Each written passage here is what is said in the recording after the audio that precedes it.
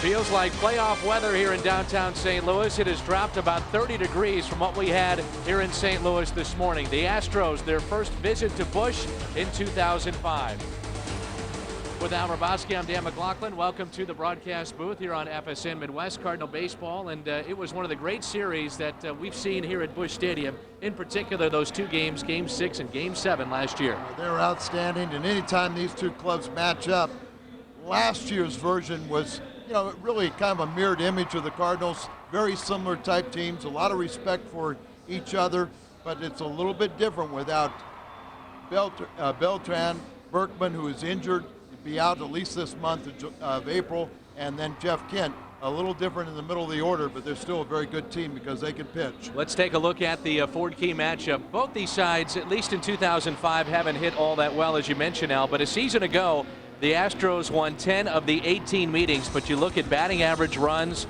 home runs, and ERA. Pretty even matchup a season ago. Well, they're very good ball clubs, and of course, you start putting them in their home ballpark. It can do a lot of damage there via the home runs. But it's always fun to see these two match up. They've both been almost kind of alternating or taking the wild card from away from the other one, but they've both been in postseason quite a bit. Very cool night here at Busch Stadium. This is Game 1 of a 3-game set between the Cardinals and the Houston Astros here at Busch. Jason Marquis has been perfect so far in 2005. The Cardinals right-hander is 2-0. He'll face the Astros again for the second time this season. More on Marquis when we come back. Filing in, it's a very cool night here in downtown St. Louis. Jason Marquis will get the start for the Cardinals. Last weekend against Milwaukee, he was very, very good. Got his second win of the season. He says confidence is the name of the game for this right-hander. More things that went well, the more confidence I got. I think more times they would put me out there and give me the ball and trust in me. I always felt when I was with Atlanta, I didn't know what was going to happen every time I went out there, where I'd be the next time out. But, here in St. Louis, they gave me that confidence. They said, here you go, we trust in you, team trusts in you, and do what you got to do. And, it was a good feeling. It'll be Jason Marquis against a right-hander, Brandon Duckworth, who has worked out of the bullpen for Houston. Al, you've been a pitcher, obviously. You know what it's like. If a manager or an organization gives you confidence, it makes all the difference in the world. It's very difficult to pitch like he did in Atlanta, where every time you're looking over your shoulder, you don't know if this is going to be your last start or you're going to the bullpen, you're going back to the minor leagues. So it was very reassuring to get the ball every fifth day. Didn't matter what you do, you're staying in the rotation, and he showed you why they showed confidence in him. That's Al. I'm Dan. This is Cardinals baseball on FSN Midwest. We're at Busch Stadium. Phil Garner and the Astros making their first visit to St. Louis. Cards and Astros coming up. Adam Everett is the leadoff man for the Houston Astros. Phil Garner's lineup reads like this, and it's brought to you by Southwest Airlines. Everett, the shortstop, followed by Biggio and Bagwell here in the first. Jason Lane off to a great start. He'll bat cleanup. Then Morgan Ensberg, Chris Burke, Raul Chavez, Willie Taveras, and Brandon Duckworth, the pitcher, hitting ninth for the Astros. St. Louis comes in with a record of 9-5, and Jason Marquis has started his season out at 2-0. His numbers brought to you by Advance Auto Parts. He's been outstanding, and he's only allowed one earned run in all of his starts. Last time out, 2 runs allowed, but 1 earned run and a career-high 8 innings. His power sinker is really working, really containing left-handed batters. They're batting less than 100 against him. A little surprising that we see Adam Everett playing in this game. Of course, we had the rain midday, and Everett is playing with a slight hamstring strain, according to Phil Garner, but wanted to give him the start, and here he is batting leadoff, off to a sluggish start, hitting just 200, 1 home run, and 5 ribbies on the season. Marquis' first pitch, a little up and in. It's 7:09 here in St. Louis. Yeah, a little bit risky on a cold, chilly night where you've had rain, so it's a slippery track. Good way to injure yourself further. Game time temperature, 50 degrees, we understand. That's a strike from Marquis. Didn't have all the great spring that we talked about with certain pitchers, but Marquis really pulled it together at the end of spring and has gotten off to a good start in the regular season. Fouled it back 1-2 on Adam Everett. He gave up 9 hits in a start against the Houston Astros in Houston. but he really gutted it out and only allowed 1 earned run in that ball game. It came out tied 1-1. And a 1-2 pitch from Marquis. Pounded towards first. Pujols is there. He'll take it himself. And the first man retired in this ball game. Let's take a look at the defense behind the Cardinal right-hander. And in right field tonight, it's Sho Taguchi with Larry Walker on the bench. This is brought to you by Auto Tire. Edmonds in center, Sanders in left. Roland, Eckstein, Grudzielanek, and Pujols on the infield. Yadier Molina is behind the plate. And here's Craig Biggio. 18th season with the Astros. The other day he got his 1,000th RBI and did it in royal fashion with a home run. And he has made no secret of the fact that he would love to get to 3,000 hits. Started this year, over 2,600 in his career. 2 homers, 8 RBIs, a .333 average. And drills this one into deep left field. On the move, over to get it, Sanders. He'll play it off the wall. Biggio's thinking too. Quickly in by Sanders. Play at second, not in time. On a cool night, that couldn't get over the wall in left. Sanders played it perfectly, and it's a 1-out double. 2,659 hits now for Biggio. Sinker stays up a little bit, turns on it, and hits it with authority, but up against the wall. You see Greg hustling out of there. You know, he's getting up there in age. He has 101 career steals of third, and he's looking for steal number 400 of his career. Phil Gardner has not been shy in running an awful lot. 20 stolen bases already for Houston. Bagwell pops it up into shallow right field. Taguchi battling the wind. It is windy here at Busch. 2 down. Jeff Bagwell slumping, having a tough time right now, but you know that won't last for long. Phil Gardner was saying prior to the game, Al, that he was really concerned with Jason Lane coming into the season. They knew that he was going to have to be an everyday performer. He's batting cleanup tonight. Very, very good offensive player, but he had a terrible spring. And then on the first pitch that he saw of the regular season, jacks a home run, and he's been hot ever since, hitting .371, leads in just about every offensive category for the Astros. Got Ensberg on deck. He's hitting .283. Leads the National League with 8 doubles, 45 total bases, and a .726 slugging percentage. Leads the National League with a .478 average against right-handed pitching. Here's a 1-0 pitch. Hit to short. Eckstein will gobble it up. Long throw over to Pujols. Astros strand a man. Cardinals coming up in the bottom of the first from Busch Stadium in St. Louis. Team hitting just .235 collectively. The Southwest Airlines starting lineup: Eckstein, Grudzielanek, and Pujols. Cleanup man again today will be Jim Edmonds, followed by Scott Rowland. He's in the 5-hole. Reggie Sanders, Sho Taguchi, Yadier Molina, and Jason Marquis batting ninth for St. Louis. On the mound, the advanced auto parts starter for the Houston Astros will be Brandon Duckworth. No record yet, high ERA. This is his second start, third appearance, and right-hander that was acquired from Philadelphia in the Billy Wagner deal. Those numbers brought to you by Rico as well. And here's Eckstein. Looks at a strike. David's hitting .289, no homers and 2 RBIs on the year.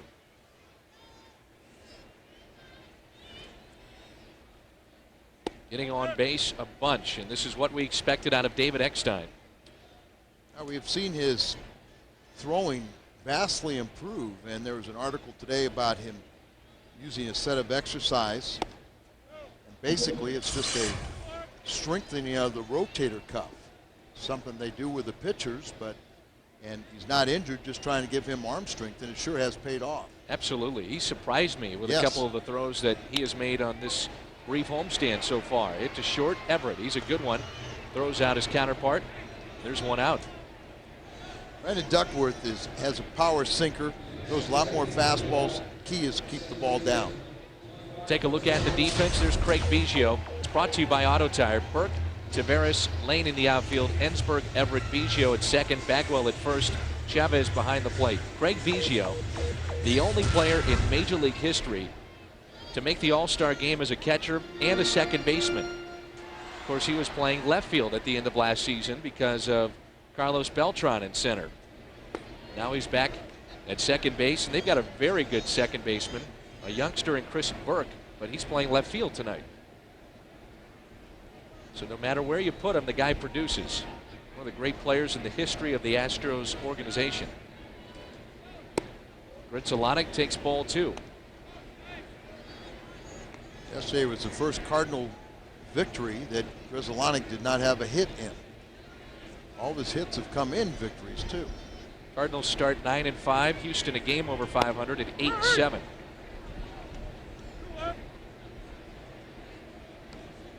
Houston got in at about 1:30, 2 o'clock this morning. They played at home last night against Milwaukee. Here's a 2-1 pitch. Slaps it into right field. That could be trouble, but right into the glove of Jason Lane. 2 outs.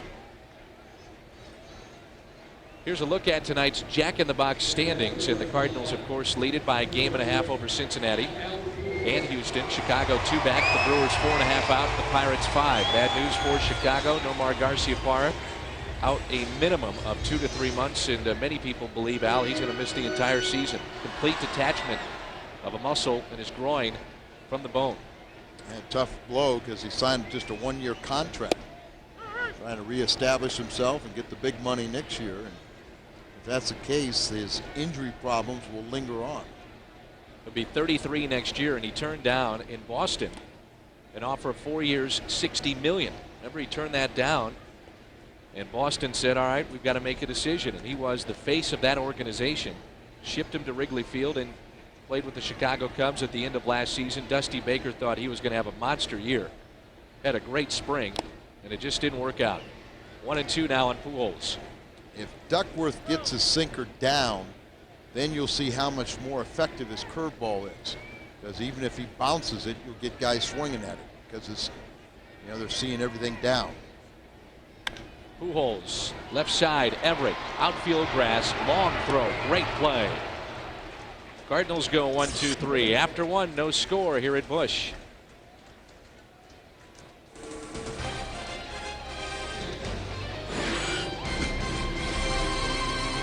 Top of the second, all fans 15 and under with a paid admission tomorrow receive a specially designed Cardinals t-shirt. That'll be compliments of Coca-Cola. We hope to see you here tomorrow, 1:15, with the first pitch between the Cards and the Astros.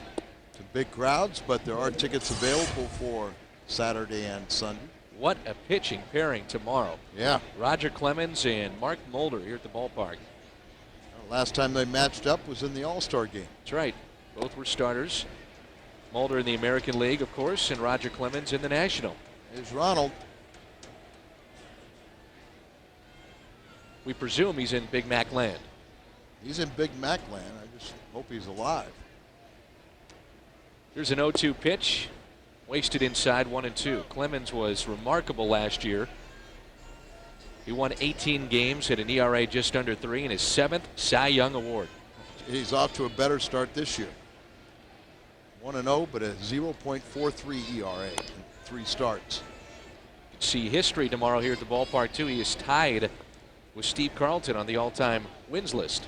Looking for 330, number 330. Lefty's got 329. He's not here yet. He still has that clause where he doesn't have to come with the team.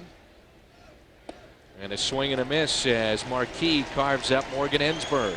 Not a very good at bat there. Jason can make people look bad, but he's just got terrific movement on his sinker. Here he's going to throw a cutter, and that's unfair to go along with his. He's got that good slider, a cutter kind of effect. Worked on a curveball in spring training, but I think he's gone back to his strengths. This is the top prospect in the Astros organization a season ago, Chris Burke. This is his first start against right-handed pitching. Lefty's only hitting .087 against Marquis, so Burke gets the start tonight. It's a foul and out of play. 1 ball, 1 strike. No homers, 2 RBIs to start the season. Average at .280.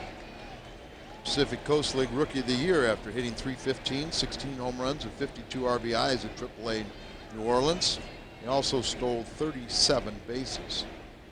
I mentioned before, Phil Garner, without having Beltran, no Jeff Kent, Berkman is out. We'll talk about Lance Berkman here in a moment, but Phil Garner said we've got to try to manufacture runs any way we can, sacrificing, moving guys over, stealing bases, and they've already swiped 20 stolen bases to lead the league. And a shallow right, long way to go here for Sho Taguchi. He'll make the play. 2 down. You can email the booth if you'd like. Log on to foxsports.com on MSN, the keyword Cardinals booth. At foxsports.com on MSN, keyword Cardinals booth. And we'll answer some emails in our telecast tonight. Lance Berkman will have a rehab assignment next week, they believe. They put him through a vigorous workout today. There's Andy Pettitte as he picked up the victory last night for Houston. Lidge got lit up, home run in the 9th inning. They held on though and won that ball game by a single run. 2 outs, nobody on. Here in the 2nd, and this is Chavez, the catcher. Fastball and a strike. Marquis in his last start set down the final 18 that he saw. He was dominating in Milwaukee. A leadoff home run. They eventually scored another unearned run, but he was on cruise control at the end. 1-1 pitch. Outside. Can't talk about it enough. The fact that he doesn't have to look over his shoulder and wonder if his spot in the rotation will be taking. Will he be bumped? Will he be sent down? He's rock solid with the Cardinals. 3-1.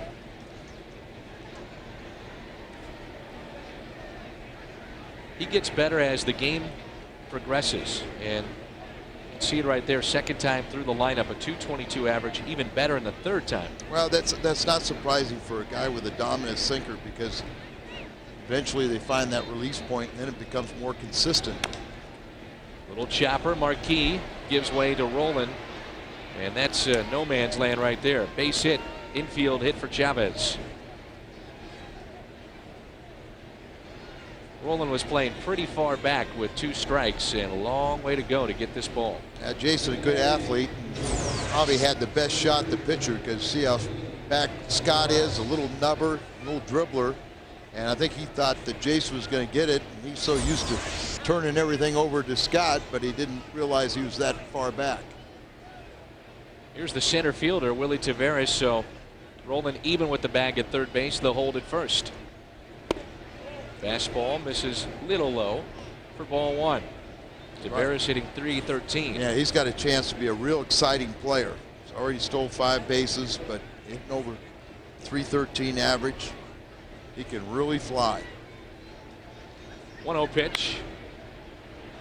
Sliced foul and out of play. Last time we saw Houston was the National League Championship Series here in town. Phil Garner was saying before the game, after they had won 3 straight at their place, he was confident that they could at least split and head to the World Series, but it didn't happen. Game 6 ended with a home run by Edmonds. Game 7 saved by Edmonds. Remember, the Houston Astros had been in postseason, but they had never won a series until last year. And then Jim Edmonds and the Cardinals did them in. Houston beat Atlanta, came back in that series, and of course, just to get into postseason play, nothing short of a miracle. They were 56-60 in the middle of August, and 7 games out of the wild card. Chicago coughed it up. Houston got hot when Phil Garner took over. They went 36-10 down the stretch. Yeah, they really didn't really improve much when he first took over, but then after kind of everyone settling in, and everybody relaxed and the horses took off. Here's a 2-2 pitch. Swing and a miss and a strikeout for Marquis. Number 2 in this inning, number 2 in the game for the Cardinal right-hander. Cardinals coming up, Edmonds, Roland, and Sanders. No score here at Busch. Email from Joplin. This is Pat, and Pat writes in and asks, why are the Cardinals playing so many 2-game series? Just finished a 2-game series up with Chicago yesterday. Scheduling quirk, but you know, somewhere down the end you'll play a 4-game series. Right. The Cardinals have that a few times. One with Milwaukee I know of for sure. I think Pittsburgh we play in a 4-game series at their place too. And it's necessity because we've had so many off days in the early going. That's why you're playing the 2-game sets. We've got 2 4-game series with the Cubs at their place, and that's a beauty. Stay fair. Rolling, and it is going to be a fair ball. Beautiful bunt laid down by Jim Edmonds, the cleanup man, bunting his way on. Well, they want to give it to you. You know, you got a lot of confidence, but they give you the bunt. Go ahead and lay one down. Absolutely perfect. They're hoping it rolls foul. This actually rolls back towards the infield grass. I have seen guys bunt like that with the defense waiting for it to roll and end up on second base. Sure. You wait for it to go foul, and that man's aggressive out of the box. He's at second base. Lenny Randall one time tried to blow it foul. Got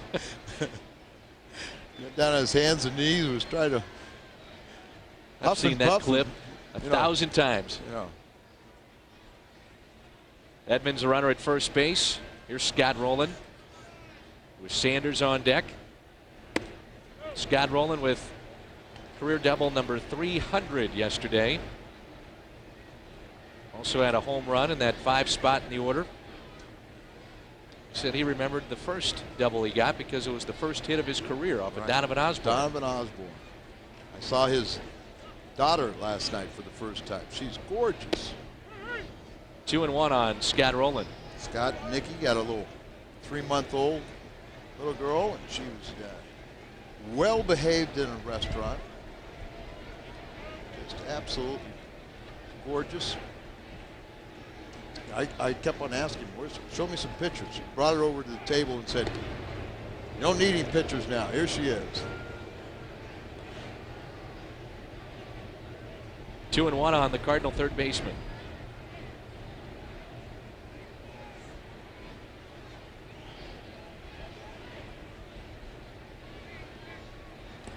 Three and 1. Good play by Chavez just to keep it in front. See if the Cardinals want to be aggressive here against Chavez with Brad Ausmus, former Gold Glover, in the dugout tonight, struggling offensively. And Tony La Russa has been one of the most aggressive managers in the National League the last few years. There goes Edmonds. He's running. It's ball 4. And the first 2 have reached. And it brings in Reggie. First walk in this ball game. Duckworth is one of those pitchers really trying to establish himself, and he must pitch well in this game or he'll probably be taken out of the rotation. And they say that usually he'll make a mistake, end up with a long fly that'll beat him. He's already given up 2 home runs in 7 innings this year.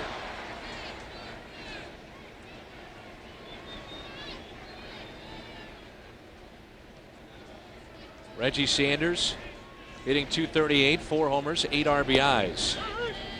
Looks at a strike. Reggie didn't like the call. He thought it was a little low.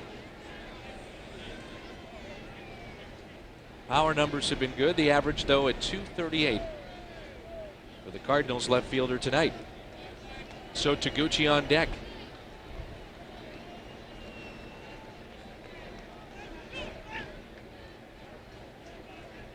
Edmonds reached on a bunt. A walk to Scott Rowland. No balls and 1 strike on Reggie.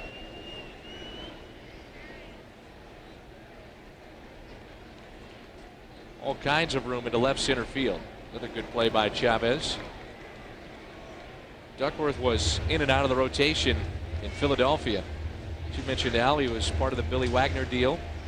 Did not really see eye to eye with Larry Boa. He's not the first. And was shipped to Houston. Also in that trade is a pitcher, Stasio, and they say he's throwing very, very well at AAA. Could take that spot in rotation. Another ball, 2-1. Duckworth came in with a career record of 16-20 into this season. I know a lot of fans had seen the home run hit by Willie Mopena, 498 feet. It was Duckworth who gave it up. That was in Cincinnati in his last start. 2-1 on Reggie Sanders. Cardinals trying to grab an early lead on a cold night here at Busch Stadium.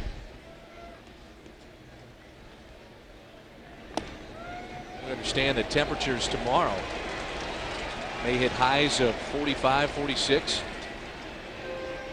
So another cool afternoon here at the ballpark. Cardinals really been very fortunate playing the weather that they have played. Fortunate yesterday's game was a day game. It's gorgeous here yesterday, a little cooler tonight. 3-1 pitch. Ball 4. Bases loaded for Sotaguchi and nobody out. Duckworth not helping himself here with back-to-back walks. Jim Hickey, the pitching coach, come out and talk to him as you see the runners.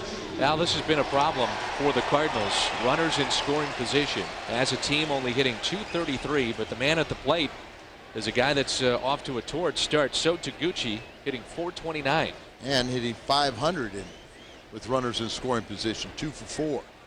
Jim Hickey, longtime minor league pitching coach, and nice to see him rewarded and get the call to the big leagues when Scrap Iron took over the club. Someone associated with Houston, and doesn't need to be named, told me that Duckworth is one of those pitchers that fears the third deck.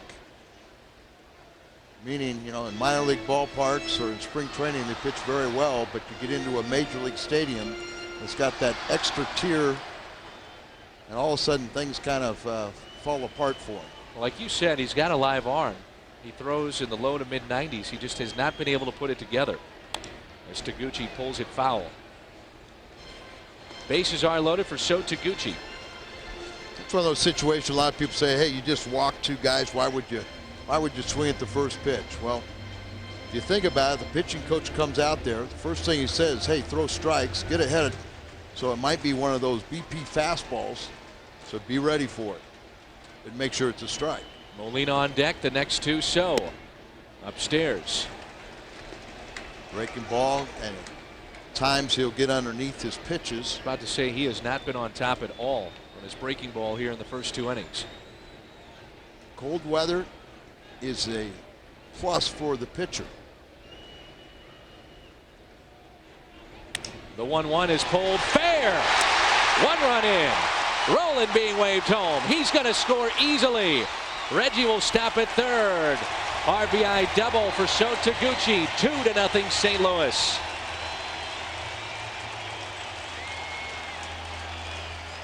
May have broken his bat with that, but that was perfectly placed for the Devil off the bat of Sotaguchi.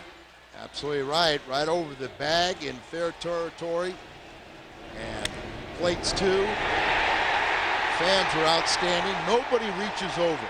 They let the ball that's in play stay in play. And so has 7 RBIs already. In limited duty. His 7th hit and 7 RBIs. That's production. Here's Yadier Molina. Molina is hitting .143, and the pitchers say, you know what, he's struggling at the plate. Everybody knows it, but look at the job he does behind the plate. And the starter's ERA the last 7 games is under 2. And now it's just a testament to how good he can be. You don't let a guy like Mike Matheny go unless you feel you can really replace him with a good player, and Molina certainly is that. Well, and one thing you got to remember, Tony and Dave Duncan are tougher on their catcher than any other player. And so for a young player, 22, to pass the test, it tells you something. A swinging bunt. Duckworth slips, throws to first, throws it wild. Here comes Taguchi, safe at the plate. What a slide. 4-0 Cardinals.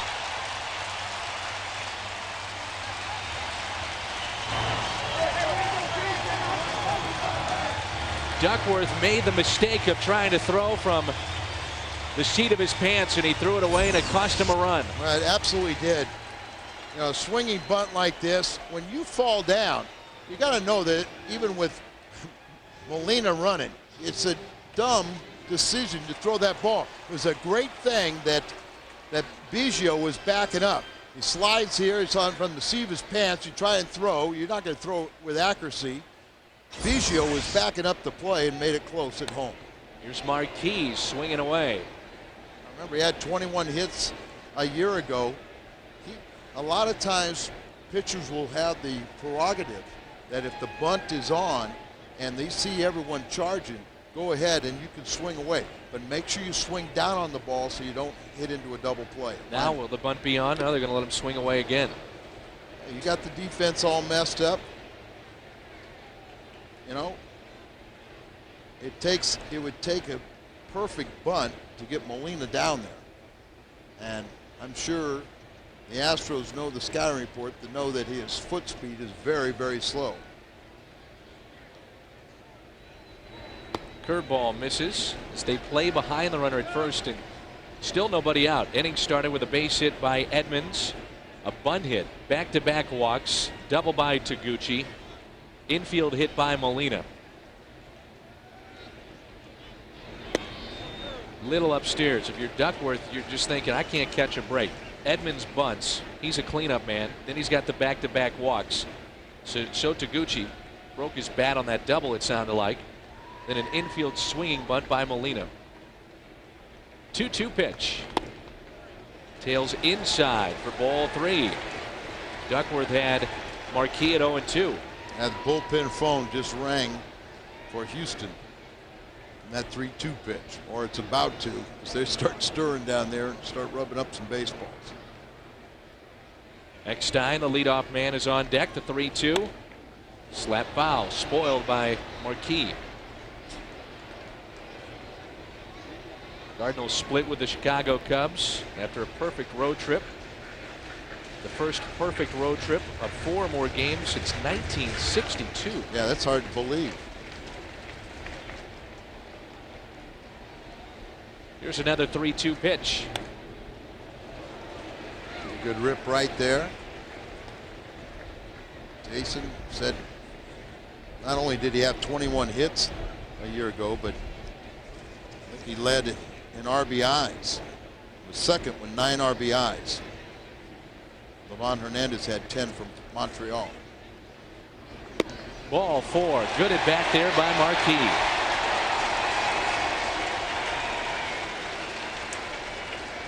You talk about the fundamentals that Taguchi has. How about this slide, Al? Perfect. Just going right around the leg and reaching with his left hand, getting home plate, and you see everybody there appreciates it. Playing as Walker gets some rest, and and look what he does once again. He's becoming a fun player to watch. Now it's David Eckstein with Bagwell playing very far in at first base, along with the third baseman Ensberg ready to charge. It's first and second, still nobody out. Eckstein could just bloop one in there. We've seen him do that a time or two already. That's ball 1 to David Eckstein, who grounded to short his first time up. Bagwell's usually fearless on bunt situations, and he's playing about 60 feet and creeping in.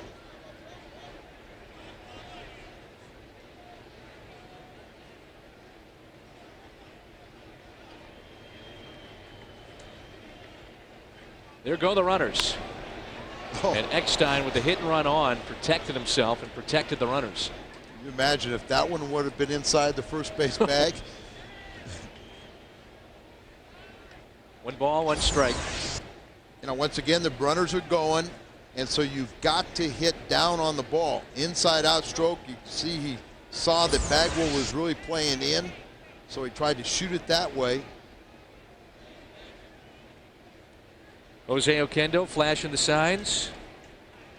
Remember, Bagwell has trouble throwing, right, even if he does field the ball. And you could see it on that throw with Taguchi coming to the plate. Eckstein gets down the bunt. Chavez goes to third. Good pick over there by Ensberg. Not an easy play for a third baseman because, Al, he's charging. Then he has to read it. Do I come in and get it, or do I have to get back to the bag? And it wasn't hit far enough so he could see that he could get back to the bag. Checked up on him, and it's a close play, but they got the proper call as Molina, and once again, you know about his running speed, so you go ahead and take a chance to get the lead runner. And they kept him close out there at second base, so he couldn't get much of a lead. Everett was tight to the bag, and here's Grudzielanek. Breaking ball in there for a strike. Grudzielanek fly to right his first time up. Average at 222, still looking for his first home run and 2 RBIs. Tremendous gap in left center. With a gap hitter at the plate. Fouls it back, falls behind 0-2. And 54 doubles, Al, back in 1997. And look at all that room out there. Got the center fielder playing out there, and look at all this room out here.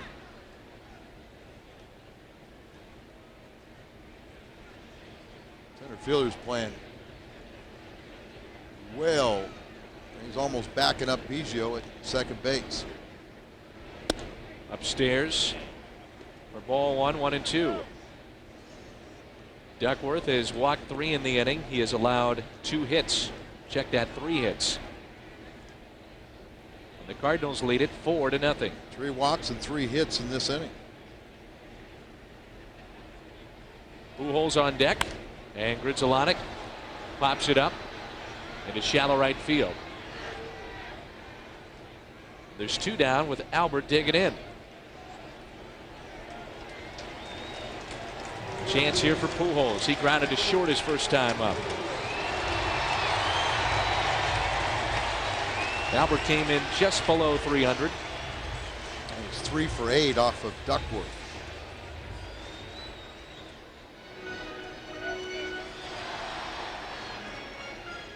He's hit safely in 10 of his last 11 games with 4 home runs. Runners at first and second for Albert Pujols. Albert, little blooper into left, and it's going to get down. Base hit for Pujols. 5-0 Cardinals. Eckstein off the bag and tagged out at third. So David Eckstein, an aggressive play, running from first around second. He saw the play in front of him and then could not keep his momentum from keeping him on the bag. It all started with this, the cleanup man bunting his way on. After that, 5 runs later, 5-zip St. Louis. History as we move to the third. Babe Ruth in his first pro game shuts out Providence to give Baltimore a 6-0 win. April 22nd, 1914. Our Schnooks this date in baseball history. 5-run lead now for Marquis and the Cardinals. As we move to the top of the third, unfortunately, David Eckstein, an aggressive play, tagged out at third base. As the Cardinals would have loved to have had a shot with Edmonds coming up. Runners at the corners. Yeah, I think aggressive he thought play. That there was going to be a play there, so he tried to slide around the bag and grab it, and just his momentum carried him right on through. Here's Duckworth, looks at a fastball and a strike. It'll be followed by Adam Everett and then Craig Biggio. Cardinals with a lead of 5-0. 1 ball, 1 strike. And I don't know if you remember the game, but it was several years ago when you had Coleman on at second base and Willie McGee at first, and they tried a double steal. Duckworth with a base hit. And on the play, they had 4 steals. I do remember that because game. he had a similar thing when they threw to third base, and his momentum carried around the third base bag just like that, and he got in a rundown. McGee went from second to third, so there was the third steal. And then as they got in the rundown, they vacated home plate, threw the ball to third, and the catcher ran by him, and nobody was there to receive the throw at the plate. And so it was 1 continuous play, and 4 steals were credited. Well, you've got the pitcher at first in a 5-run lead, and a guy that has pretty good bat control, can shoot it towards right field. And the pitcher running at first, you got Pujols holding. Why not play behind him? Makes perfect sense to me. A little surprised that some of the bench, and I'm sure it looks like Dave McKay is looking that way. He might be checking out the outfielders to set them, but why somebody doesn't allow Albert to get in a better fielding position, you can still keep that runner close. 2-0 pitch. Outside, 3-0, and now Molina wants to talk it over with Marquis. Greg Biggio's on deck. You know, I've said that a night like this when it's cool and the umpires have allowed the pitchers to go to their mouth, they can blow on to try and warm their fingers. Once you get warm, you're usually okay. But a long inning like that sometimes, you know, gets you a little chilled again. 3-0 pitch. Ball 4. First walk handed out by Marquis since tax day. This team has been outstanding in the pitching department. 6-1 with an ERA of an even 1. Opponents, runners in scoring position, hitting below 100. Average at 180, slugging percentage 270. You know, wow. I guess the tax bill was painful, so they're taking it out on the National League. I'm sure for some of their incomes it was. Here's Biggio. He doubled off the wall his first time up. You and I we are very happy to sign those checks. Absolutely. Thrilled to death. If Ryan Sandberg is in the Hall of Fame, this guy goes in the Hall of Fame. Would you agree? He's reaching numbers that are, you know, Hall of Fame types. Just thinking about this today, preparing for the game, and I went back and looked at Sandberg's numbers. 285 career hitter. There you see the career numbers for Biggio. Trailing in the home run department, not by much, but well ahead of the hits. About 300 ahead. You know he's going to add to that. Well, he's hit a career high 24 home runs last year. He's the National League record holder in career leadoff home runs with 41. That's third all time. He'll have 400 steals with his next one. That'll put him in elite company with all the other things he's done. Got him, 1 ball and 2 strikes. Biggio into left field. That's going to drop for a hit. Duckworth, the pitcher, will be held up at third, and now Houston has the bases loaded with nobody out.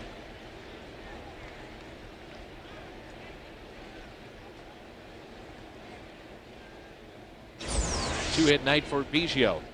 See, the ball hangs up a little bit right in the middle of the plate. Saw Molina's glove go there, but it's high sinkers that don't sink.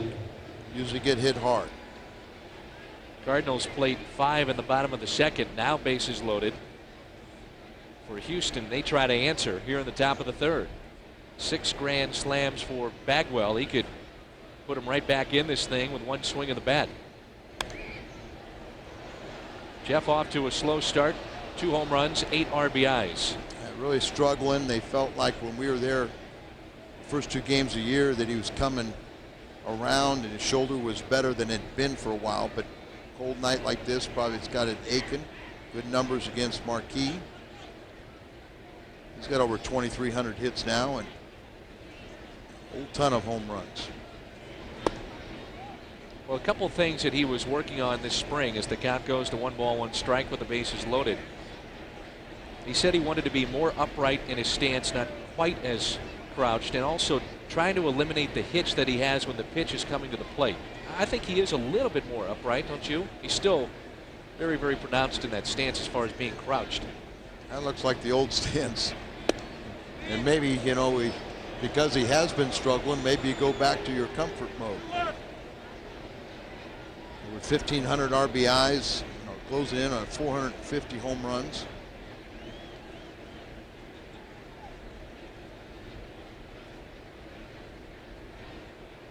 He thought by doing that it would alleviate some of the pressure on his shoulder. He wouldn't be as aggressive exploding into the pitch, and now Marquis falls behind 3-1.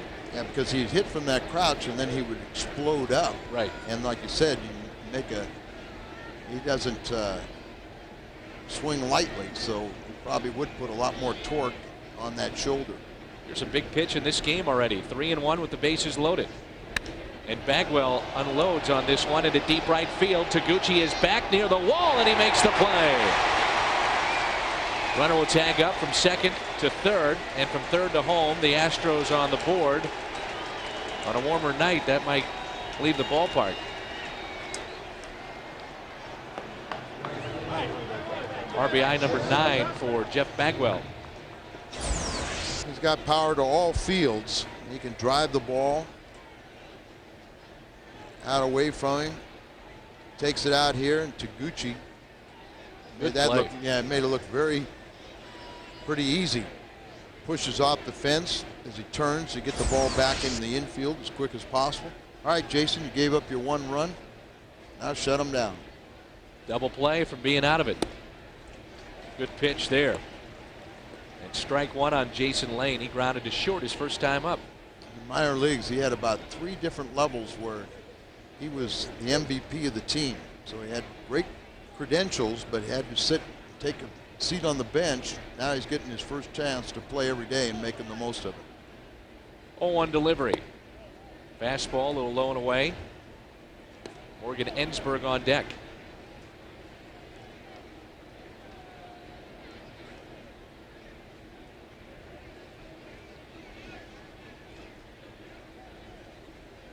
With a 1-1 count, Lane has been pounding the baseball. Double play ball. Rolling. Grudzielanek. Double play.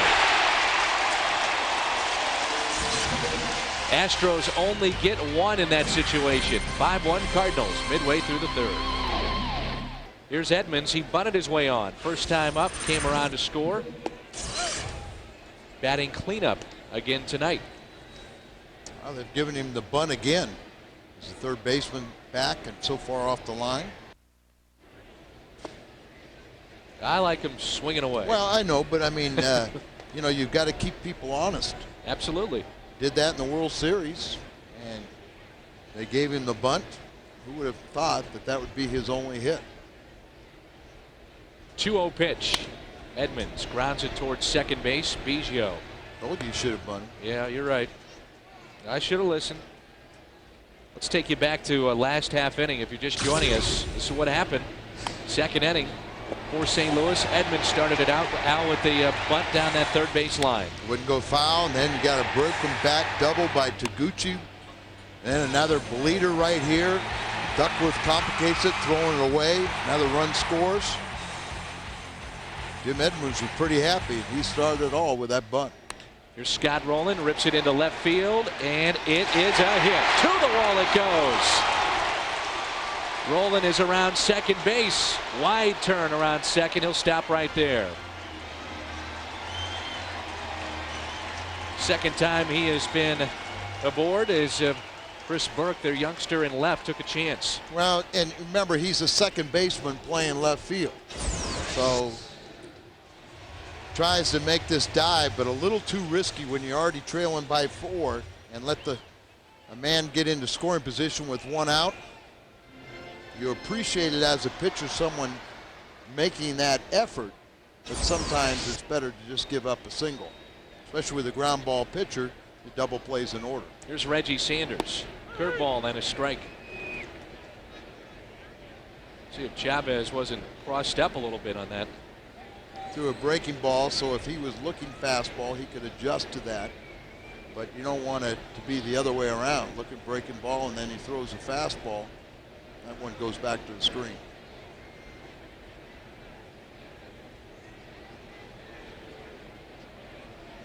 Sanders came in on the infield hit by Molina. Scored the Cardinals' 3rd run as they played at 5 in the bottom of the 2nd. Taguchi on deck, rolling at second. No balls and 1 strike on Reggie. Another breaking ball just missed outside. 1-1. Look at all that room again in left center field for Sanders. Just the way they played Grudzielanek. He does live and have command of his fastball on the first base side.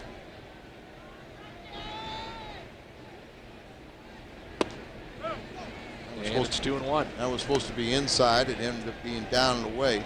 Say he is trying to throw more fastballs inside, trying to keep people honest, but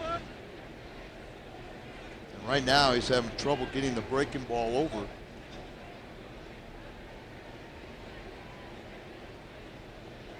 2 balls, 1 strike.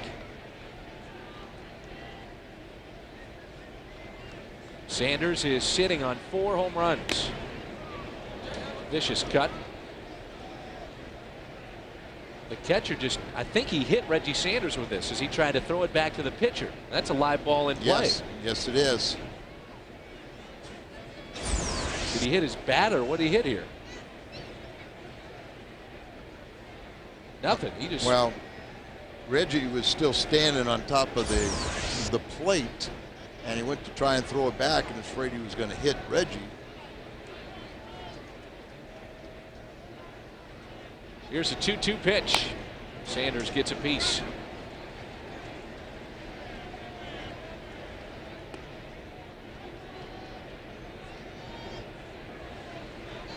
Did you ever have a catcher throw it back to you and hit a batter or a bat when he's trying to throw it back to you? No. But you've seen it. I've seen things like that as we were playing under a full moon. A count of 2-2. The next to Reggie.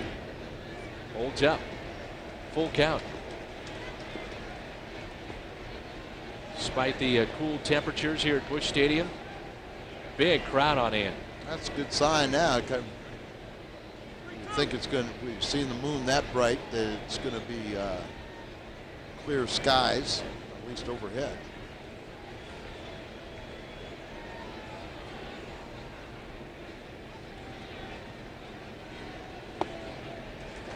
Walk to Sanders. Duckworth has walked 4 in this game. He had Sanders at 1 and 2. Let him get off the hook. Want to take in a Cardinals game in style, do it with party rooms and suites for the final season here at Busch. They are going very fast. Rooms and suites are ideal for groups of 12 to 200. You get beer, soda, snacks, and a great view of the game. Perfect way to entertain your clients, family, or friends. Number to call is 425-0600 for more information. Runners at first and second for Sho Taguchi. RBI double with the bases loaded down the third base line, his first time up. Starting in right field tonight. Looks at a ball. Molina on deck. Duckworth just not aggressive. Trying to go at the hitters. And just nibbling out there, and because of the 4 walks and so much of the time pitching behind in the count, he's not going to get any close pitches either. Steps off. Got him 1 ball and no strikes. Roland, who has a double, is at second base. Sanders the walk. And here comes a 1-0 pitch to Sho Taguchi. Outside. 2-0.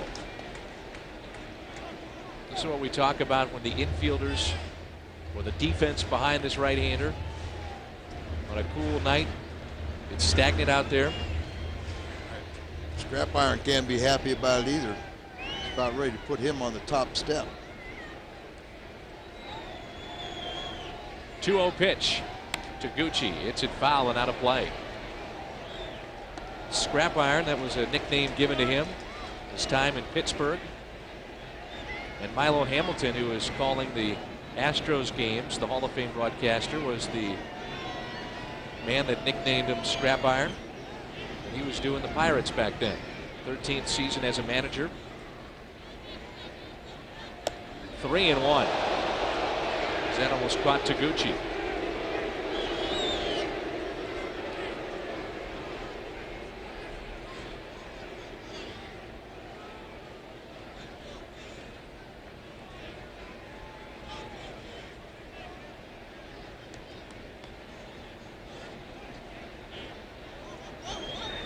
(5-1) Cardinals as we play here in the bottom of the third. Chance here for Taguchi. Dribbles it foul. 3-2. Phil Garner was a player with the A's, the Pirates, the Astros, Dodgers, and Giants. He was terrific in the 1979 World Series. He had 500. He also played with some of those A's teams when they were very good also. 3-2 pitch. Runners are going. Chop towards short. Can they turn two? No. On to first. They'll get one. So by starting the runners, they avoid the double play. It pays off. Good speed out there with Sanders at second, rolling at third base. And a chance here for Yadier Molina. That's the way the game is meant to be played. Aggressive, starting runners, just putting the ball in play, make the defense get you out. And Tony La Russa has done that in his time here in St. Louis. Nice. You got a ground ball pitcher out there. You got 3 balls on it, so it's either going to be a walk or more than likely a ground ball. So start those runners, stay out of the double play. At the very least, you get Molina's spot cleared for next inning and have your pitcher, who is a good hitting pitcher. Remember he hit that triple, bases clearing triple with 3 RBIs. Here comes an 0-1 pitch, curveball, chop foul. So now it's 0-2 on Molina. The ball just looked like it sat up there for him. Yeah. Really slowed down his motion, trying to throw a strike. Look at there. And it's not a good ratio. 31 balls to 34 strikes. A little different Carpenter was from what we phenomenal. saw. Yeah. He was like yesterday. 75% strikes. A little better than that. Here's an 0-2 pitch. Pulled just foul. Tony La Russa was telling me prior to the game that Carpenter had 1 hitter to get that final out. And if he didn't get him, he was going to be taken out of the game. He got him. Complete game victory in a split with Chicago. Did it the right way with a strikeout to finish it. 0-2 the count on Molina. Popped up, foul territory. Jeff Bagwell makes the play. Cardinals strand 2. We played 3, and they lead it by the score of 5-1. West. Fastball to Morgan Ensberg and a strike.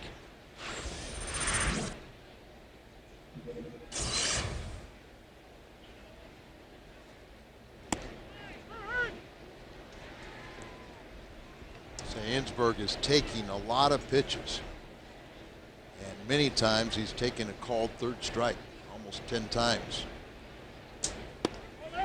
Almost got him there. That just missed on the outside corner. 1-2 the count.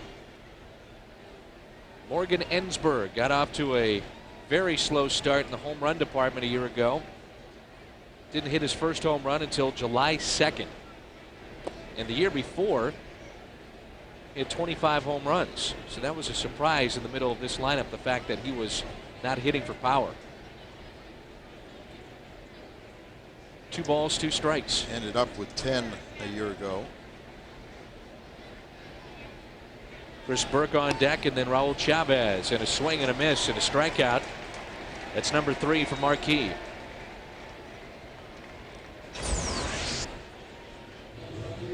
It's overpowering. Little cutter. Started on the outside part of the plate, and then it broke away.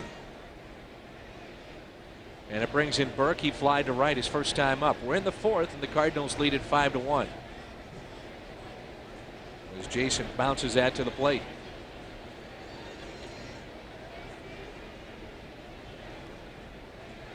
Cubs and Pirates were rained out today at Wrigley Field.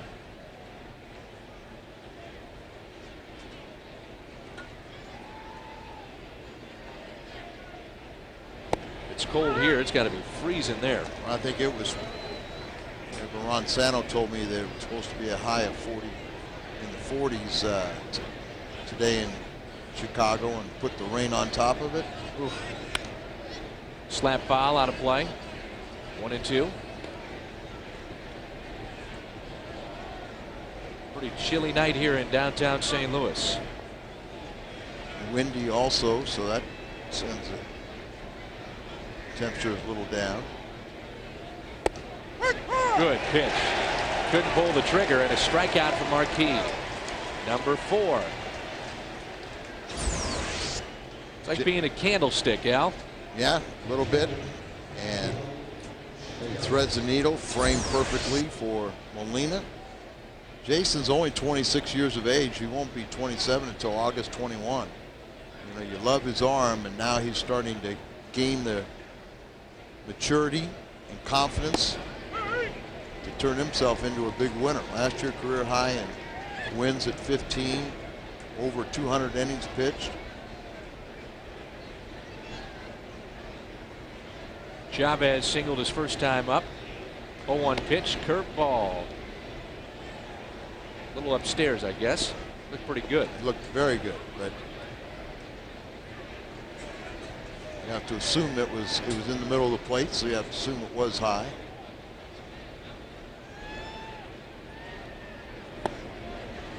Chavez chased a ball, 1-2. See if Marquis can strike out the side here in the fourth.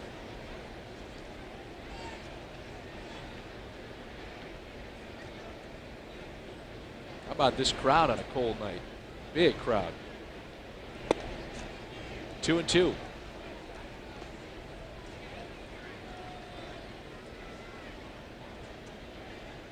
Yadier Molina behind the plate tonight, trying to deke the hitter on the last pitch.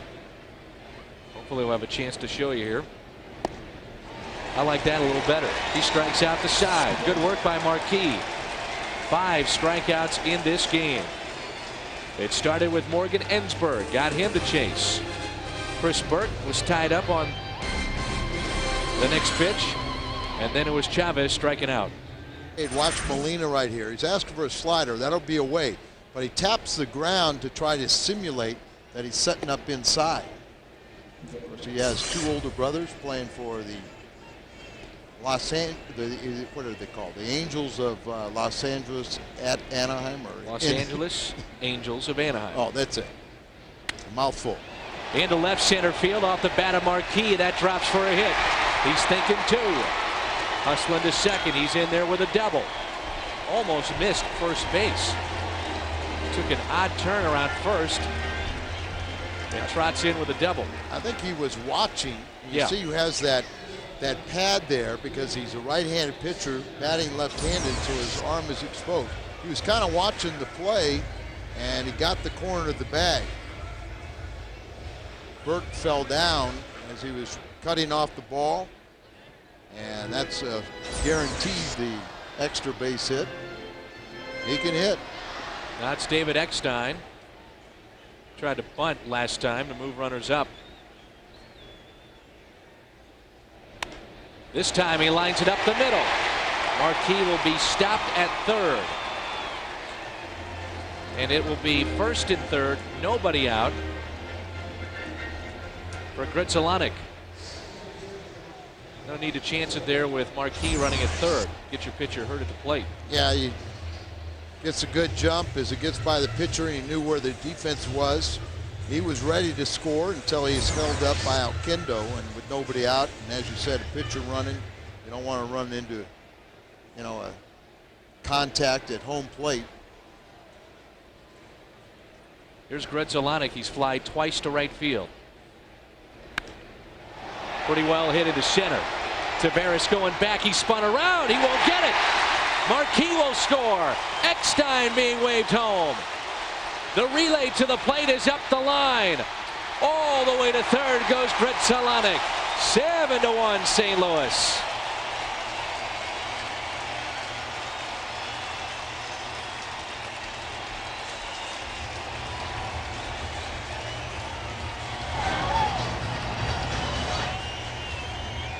Gritzelanek with a couple of RBIs as Tavares back there was spun around. Doing 360s and really a bad route and approach to the ball over his head. And you could tell that ball was going to carry. And Gritzelanek doubles his RBI totals of the year up to 4. How about Okendo seeing the throw and sending him over to third? Pujols rips it. Foul. Jose Okendo looked like he was standing on the bag, waving him in.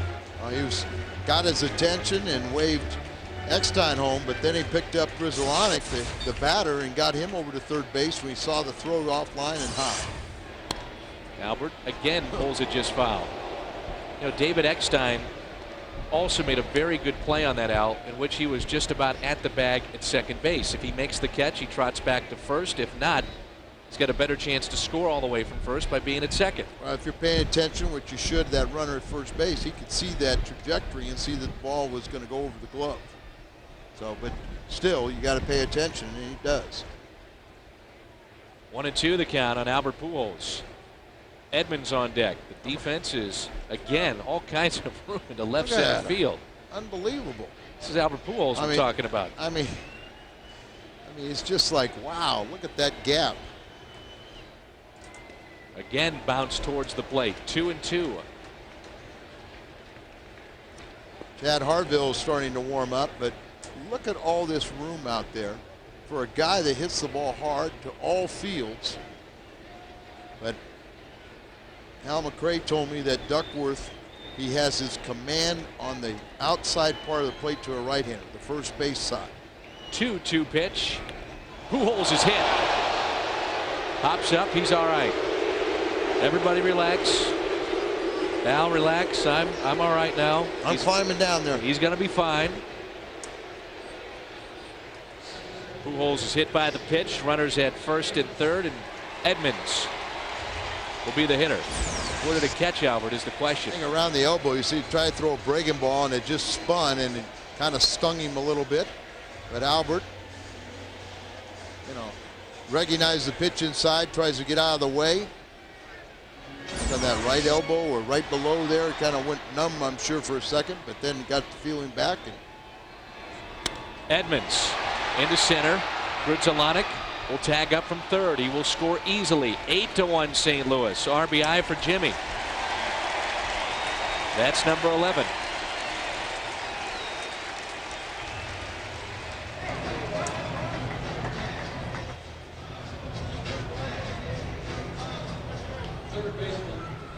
Good quality baseball is 8 runs on 8 hits.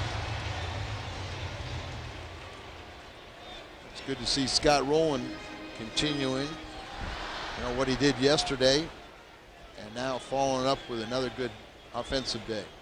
Prior to the triple by Grudzielanek, he was the only man that had not reached base in this lineup, and we're only in the 4th.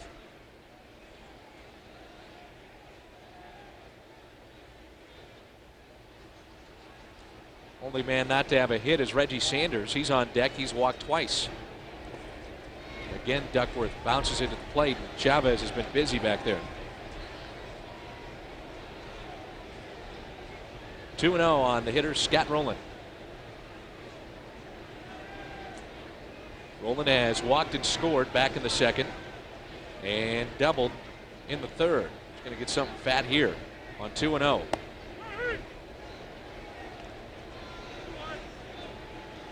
Got the fastball, didn't like it. He can almost eliminate the curveball because he hadn't been able to throw it for strikes. So, right. But he does have action on his fastball, sinking. Rowland pops it up behind home plate into the sheets. 2-2. Harville continues to throw in the bullpen for Houston. Cardinals lead it 8-1.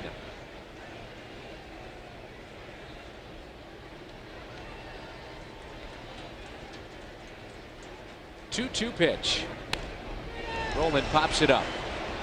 Foul territory. Chavez will make the play. 2 outs.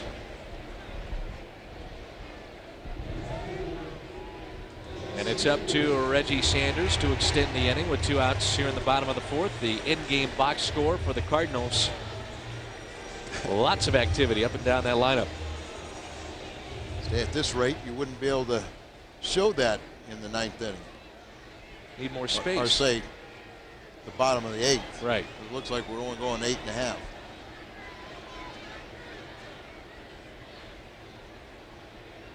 First pitch to Reggie. Ball in the dirt. We're talking about the series with the Chicago Cubs. We've got 2 4-game series at Wrigley Field. And the majority of the games, Al, will be set up for after the All-Star break, both right. home and away. I think 14 meetings with the Cubbies after the All-Star break. Reggie into right field. Jason Lane will make the play for the 3rd and final out. The Cardinals add to their lead. It's 8-1 St. Louis. The fifth here at Busch Stadium in downtown St. Louis. Jason Marquis struck out the side in the fourth. And in this fifth inning, it'll be Taveras, a pinch hitter for Brandon Duckworth, and then the top of the order, and Adam Everett. Now in the National League, you've got all these different decisions that a manager can make. Double switches, pitching change, pinch hitters. So much different than the American League, but that game yesterday was terrific. Hardly any substitutions on either side, and Tony La Russa couldn't remember the last time we've seen a game like that because the pitcher goes 9 innings and Chris Carpenter. Well, and with an effective pitch count, so you allow him. Seems like most of the time, a shutout. It's even still you have 2 and 3 pitchers. Chopped off the plate, rolling. Marquis. The only way they were going to get him, because Taveras, as you mentioned now, can fly, was that Scott Rowland had to come on and make that play. First hit for the Astros since the third in the fourth. Jason Marquis was terrific as he struck out the side. And it's all three at the same pitch. That slider, it looked like. There was fastball there. He caught him inside. Now he goes back to the slider and gets another strikeout. So Duckworth is done. And Luke Scott will be the hitter. Hitting just 162. He had a great spring, made the ball club, and once he went to Houston, it's just been a completely different story.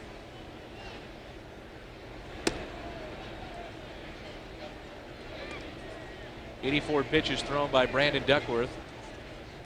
Hit a man. That was Albert Pujols. He walked 4 in the game. Struck out none. 1 ball, 1 strike. It is a completely different looking lineup for Houston without Beltran, without Kent, without Berkman.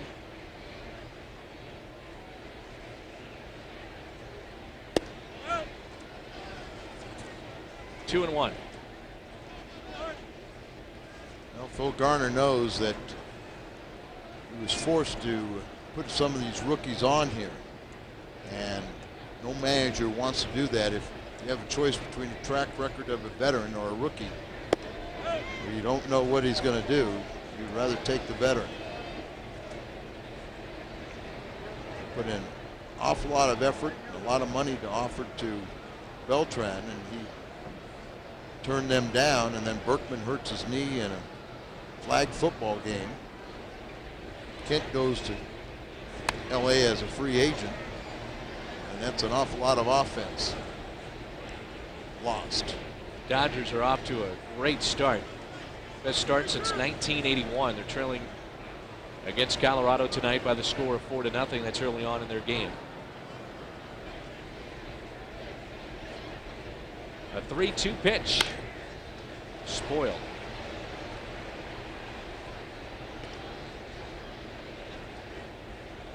Bill Garner said that from an organizational standpoint, long term, they might be better without having Beltran and the $100 million tied up with just 1 player. Well, I think they are in the long term. Short term, I'd like to see him out there playing center. He was unbelievable last year in the playoffs. He actually didn't do that much for Houston in the regular season at all. I mean, hit about 268, I think. Might have been about 220 against right-handed pitching, but he caught fire at the right time. Made a lot of money out of it. Another 3-2 pitch. He got him. Another strikeout. That's number 6.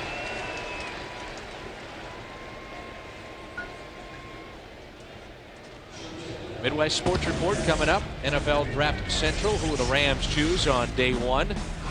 The star of the game with Jim Hayes. And a dog show. Find out about that after the game on the Midwest Sports Report.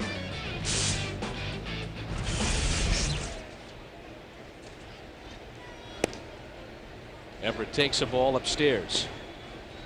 He was part of the Carl Everett deal. Was in the Boston Red Sox organization. Came to Houston, a slick fielder. It worries about his offense, but he said his biggest influence is the hitting coach now with Houston. That's Gary Gaetti. Gary Gaetti had him as a player in the minor leagues at New Orleans for the Astros. He had 273 last year with 8 home runs, 31 RBIs. Originally drafted by the Cubs, then went to NC State. There's Gary Gaetti. Talking with Scott. You can't go with that kid much longer. You know, you retard his growth, keeping him up here on the bench. He played in Double-A last year, so. 1-2 the count. Good pitch again by Marquis. Actually playing A ball and Double-A. Now Scott. his breaking ball tonight has been terrific for Marquis. All right, he's got such great movement on his power sinker, but you're right. He's kept everyone honest with that breaking ball right there. And you see how he got everyone chasing. But it starts out in perfect location, and then it breaks off the plate, and they come up empty. 7 strikeouts for Jason Marquis. It starts out on the corner and then hits out there in no man's land.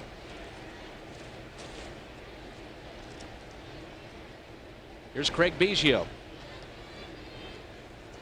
A first-round pick out of Seton Hall, the all-time leader in hits for Houston. Passed up Jose Cruz.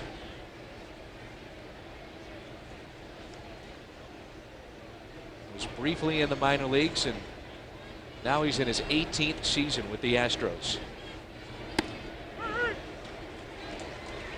1 ball, 1 strike. 18 years and still hadn't learned how to put his pocket inside. This guy was Mel Hall. He used to wear 2 batting gloves when he hit, and then put another pair of batting gloves in each pocket.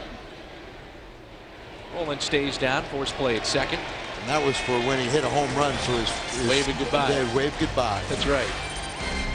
8-1 Cardinals. Control of this one. Jason Marquis, one of the big stories so far. He's been terrific. 7 strikeouts out. This is what we were so used to last year, seeing a well-pitched game from the starter and plenty of offense. Good defense will always comes into play with the Cardinals, but you know the pitching had really been doing the job of late. Now the offense is catching up. He has allowed just 5 hits and 7 strikeouts, and a right-hander's in for Houston, Chad Harville. Chad came over in a trade last season as Kurt Sarloos was traded to the A's, and Harville came over here. Another guy with a very good arm. Here's Sotaguchi. The first pitch lines it into right for the first out. Stung it again. Taguchi had one of the big hits so far in this game, a bases loaded double. That was back in the 2nd inning when the Cardinals jumped out to a 5-0 lead. And here's Yadier Molina. Molina tonight, an infield hit, RBI, and popped out to Bagwell in foul territory. 1 for 2. Fastball and a strike from Harville.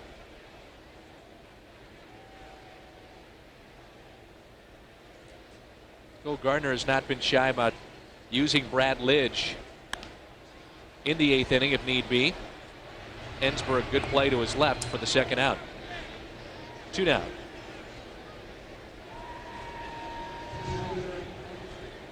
And with 2 outs, it'll be Jason Marquis.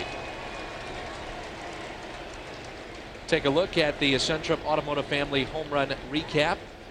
Suntrup will donate $100 for every Cardinals home run, and we update you with 20 so far for the Cardinals this season. Fastball at the knees, misses inside. Cardinals have hit home runs in 10 consecutive games, at least 1 home run. Remember opening day they had 3. Marquis helped himself last time up, doubled and scored. He's also walked and scored. All the outfielders hit home runs for the first time on an opening day in Cardinal history. Eckstein on deck. Harville throws pretty hard. Mid-90s. 1 ball, 1 strike. Marquis, another base hit to the opposite field. On base for the 3rd time tonight.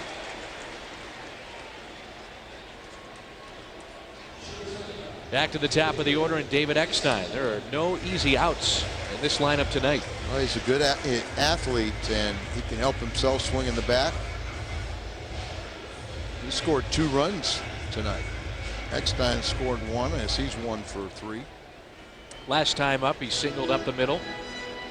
Average at 292. Looking for his first Cardinal home run. He'll play behind Marquis at first base, down by 7 runs.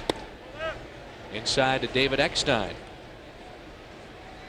Eckstein, of course, one of the great stories in professional sports. A former walk-on at Florida.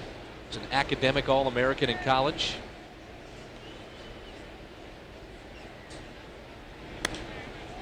Into left field, and it'll carry to Burke.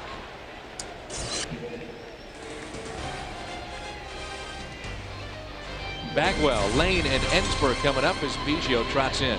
For Houston, Cardinals lead it by the score of 8-1. Dan McLaughlin, Al Raboski, Jim Hayes with you and our Bud Sports crew.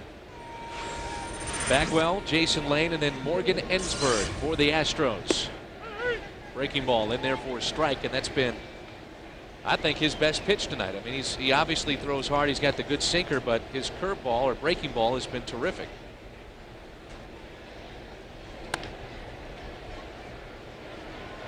Long throw for Scott Rowland. 1 away. Marquis tonight has allowed just 5 hits, and he has struck out 7. He's doing a good job getting ahead, and the fastball sets up everything, but the breaking ball has been exceptional. Jason Lane is hit into a double play. He's also grounded out to short. Make a case that right now this is their most dangerous hitter in this lineup. He's a leader in just about every department, including tied for the lead in stolen bases. He's got 5 and hasn't been caught. 1-0 pitch. Little low, 2-0.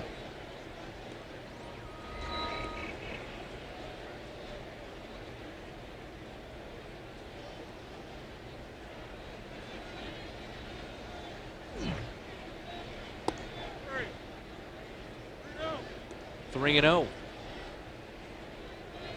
can see that when he's missing down, where if Lane hit it, he pounded into the ground. Fastball and a strike, 3-1. He just looks comfortable out there, doesn't he? He really does. Just gaining more and more confidence with every pitch. Real fluid with his motion. And that's ball 4. And that's just the second walk that Marquis has issued here tonight. 1 out walk to Lane brings in Ensberg. He has struck out twice. And he has not looked comfortable at all at the plate.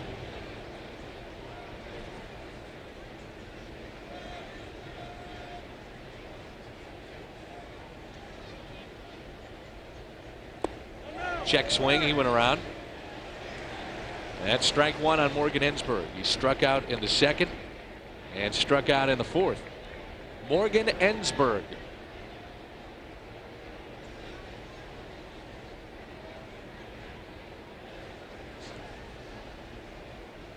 0-1 pitch.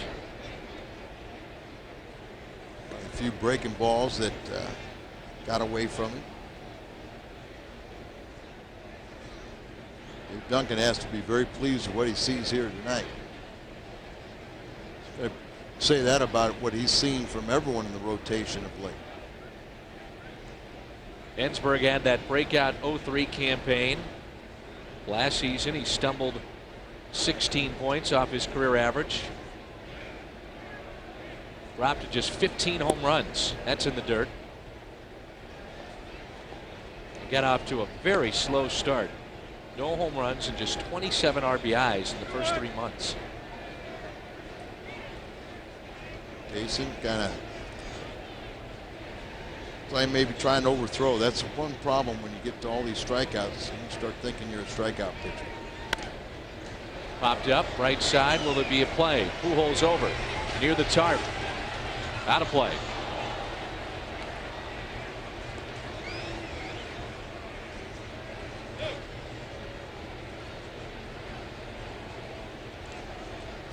Two balls, 2 strikes on Ensberg. Cardinals with a 9-hit attack. Just 5 hits allowed by Marquis, and they lead it 8-1 here at the top of the 6th.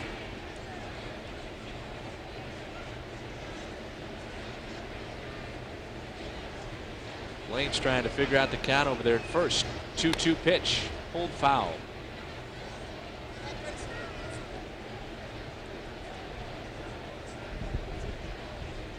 Cardinals will send Mark Mulder to the mound tomorrow against Roger Clemens. Cardinals will miss Andy Pettit. Matt Morris will go on Sunday against Brandon Backey. He was terrific in the postseason a year ago. Tied him up. 3rd strikeout for Ensberg tonight. And 8 for Marquis. Just. What's on Tap brought to you by Budweiser. And that game will be seen on the WB at 1 o'clock. Roger Clemens and Mark Mulder. Jeff Suppan looking on with Chris Carpenter and Larry Walker. And with 2 outs, this is Chris Burke. The Astros made a decision to buy out Jeff Kent's contract. It became a lot easier with the emergence of Burke, who was over 2 tonight. Had his best year as a pro last season at AAA. Very good defensive player, playing left field tonight, normally a second baseman. And people say that Todd Helton was arguably the best hitter in college at Tennessee. Other people will tell you this man was. That's where he played his college baseball.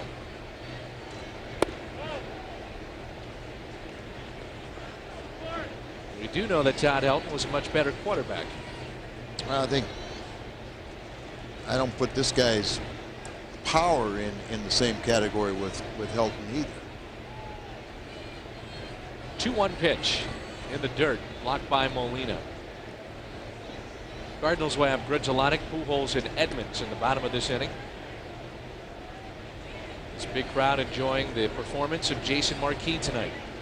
He's fallen behind the last couple guys, but he did get Ensberg after falling behind. Will he get Burke? Here's a 3-1. He walked him. 2 walks in the inning, 3 in the game for Marquis. Runners at first and second for Chavez. Here comes Dave Duncan. We do have an email address, and we will answer your emails, but we have to get the emails in. We're not getting a lot of email. I remember a couple years ago, we'd be flooded with emails. Now, Al, as you sit at your computer, you're mystified as to why you can't, well, start it, but figure out how to get the emails.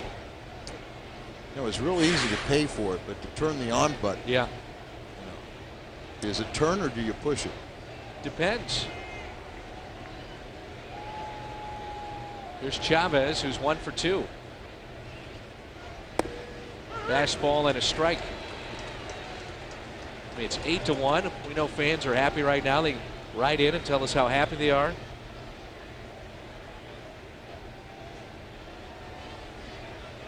Maybe they like to discuss our Auto Tire commercial. You're back in the fold, and you were marvelous in that spot. John Ronzik, always his solid performance put in. You've mixed in Kerberg Roofing this year. Tremendous spot.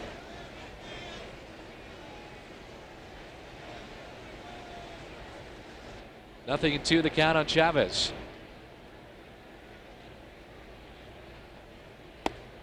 Ooh. Little outside, 1-2.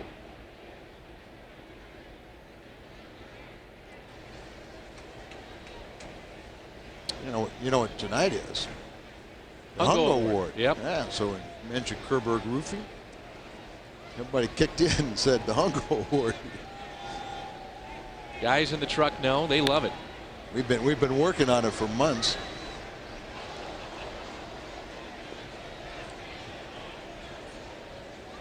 One and 2 is the count on Chavez. We have actually had arguments over who should get the Hungo Award. The guys in the truck, it gets physical down there. They run to grab the tapes, try to figure it out. Since we're a team and right, close pitch there, You know, we always come up with the same award winner. But sometimes those guys, you know, we'll say this is the winner, and sometimes they disagree with us. We don't know who wins until they put it up on the screen. Then we have to go along with their pitcher. They're sometimes on the same page with us, but I agree, Al. You and I are one and the same. Edmonds coming on. Will they test him? No, they will not. And the bases will be loaded. I'll tell you what, I think Lane was ready to run over the third base coach. We may have a shot at where he was positioned, but they held him up. And if he was going to run through the stop sign, he literally was going to have to run him over. See, low throw right there, and that's all you do is if you've got a reputation like Jim, 7 Gold Gloves, all 5 with the Cardinals, and here you see him right there.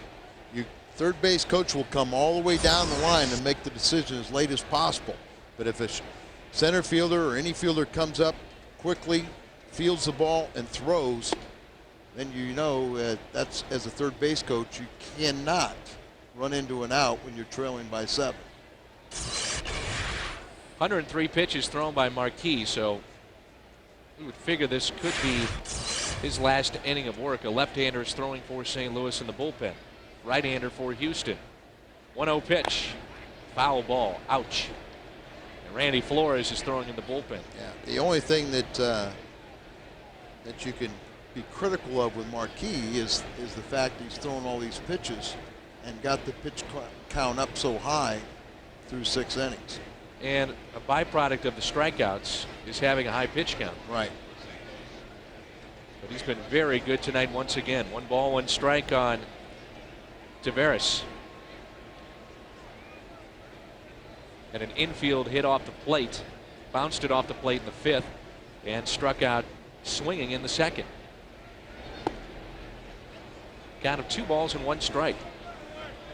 And Flores is getting ready in a hurry. He's been very good this year. This bullpen has been very good. Well, I think both clubs are very pleased with the bullpens, and they both feel that their pins have pitched and performed better than what they thought they would. 3-1. Marquis has walked 2 in this inning and 3 in the game. He averaged 104 pitches per start last season. You know, he's young, he's big, he's strong. You know, the power type guy he is, a power sinker, he can withstand a higher pitch count than some. 3-1 pitch up the middle. Eckstein couldn't get there, and 2 runs are going to score and cuts the lead to 8-3. So 2-out hit for Taveras.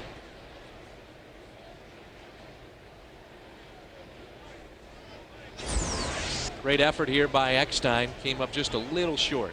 Ground ball, and it's going up the middle, and see, he was playing fairly in the hole, and looked like Tony will come out and make a pitching change. Palmeiro will be the pinch hitter for Houston.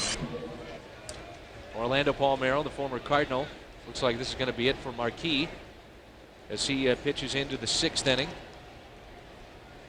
And Randy Flores will be called in from the bullpen for St. Louis. 8-3, St. Louis on top here in the top of the 6th.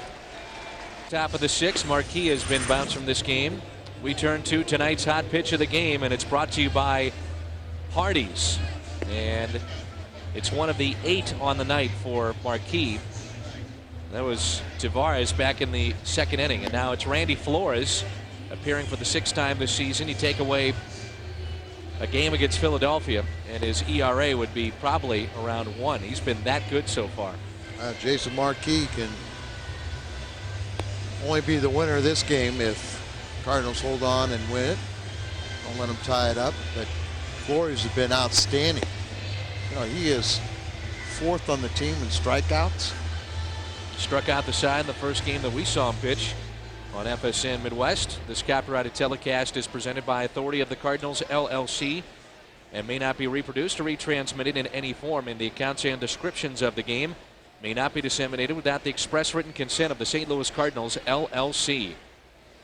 Dan McLaughlin, Al Raboski, Jim Hayes with you, our FSN crew. And here is the former Cardinal, Orlando Palmeiro. And on the first pitch, he is hit. Ouch. On a cool night, that hurts. Pujols was hit. Now Palmeiro's been hit. Flores had held left-handed batters to 1 for 13. You know, an 0.77 average, and there you see right above the elbow. And now it's Adam Everett. One swing of the bat, and the Astros are right back in this game. There are 2 outs. Molina go out and talk to Flores and, you know, bear down here. Al Reyes is warming up in the bullpen.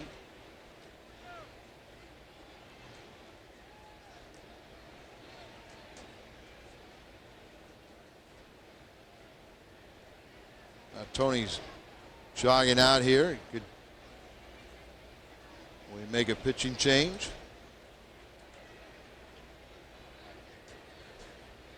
I just talked to Flores. I think he's just going to talk to him because he is sort of what you say, the long man. Nope, I'm going to go to the bullpen. One pitch thrown by Flores. He hits a man, and Tony will turn it over to Al Reyes when we come back, and the Cardinals leading 8-3. Kids Club features Jeff Suppan for 2005. And for only $20, members receive over $70 worth of great stuff, including 3 tickets to a Cardinal game, a free kids meal at Chevy's Fresh Mex restaurants, great Cardinal gifts, and so much more. STOCardinals.com for information, or 421-3060 extension 5678 for all the info. And here's Al Reyes' numbers. How come this guy didn't stick around with somebody? It's beyond me after what we saw last year and watched him this year. It's obvious.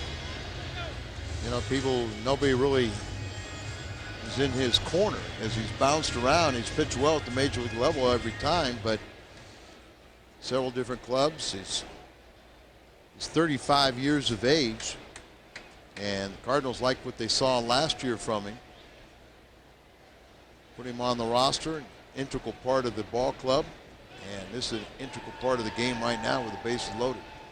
Adam Everett hitting under 200. He is struck out, grounded out to first, and he is walked. The bases are loaded. And the first pitch, a strike. And one of the things that we know about Reyes, he will go right at you. Yeah, he throws strikes.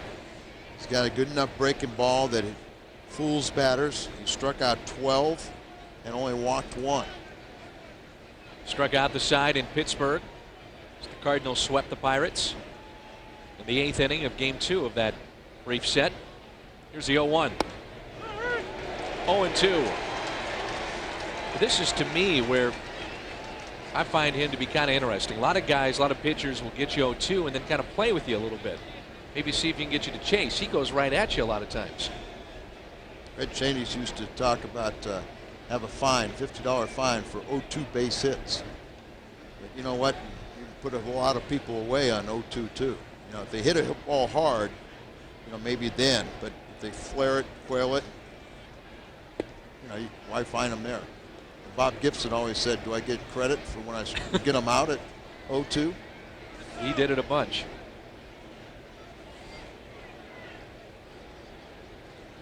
Everett with 11 hits this season and 57 at bats. He's chipped in 11 RBIs. 1-2 is the count. Again, they'll go outside. Breaking ball misses. 2-2.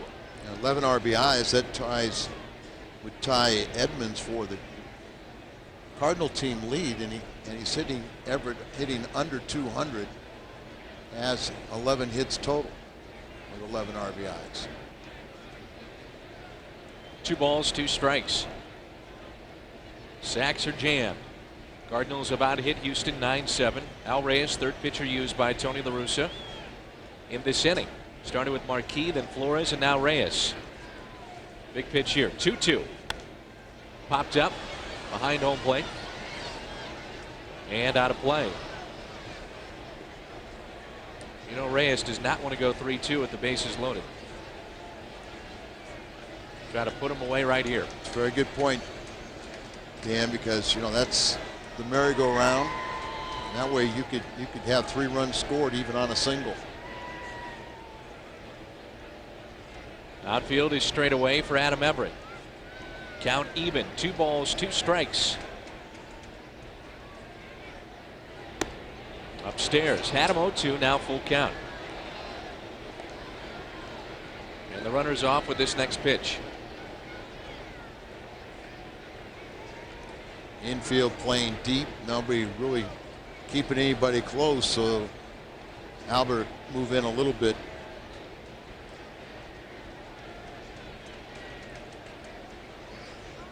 Here's a 3-2. Ripped fair. That's into the corner. 2 runs will score easily. A third being waved home. He will score easily. Adam Everett clears the bases with that double. And all of a sudden it's 8-6. They're right back in it.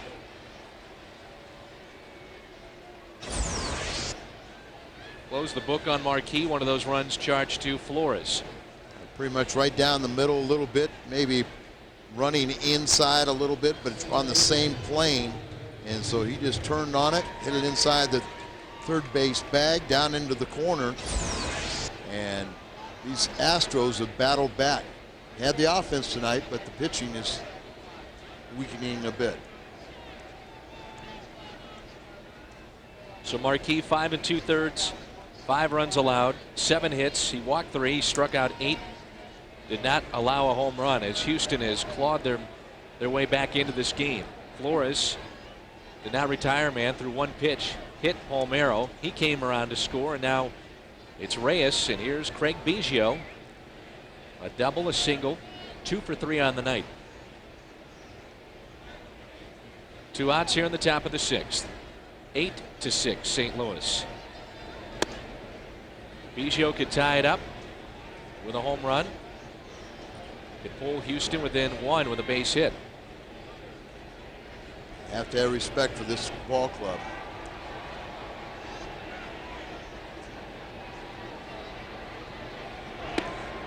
And a fastball misses outside, 2-0. So Reyes falls behind here.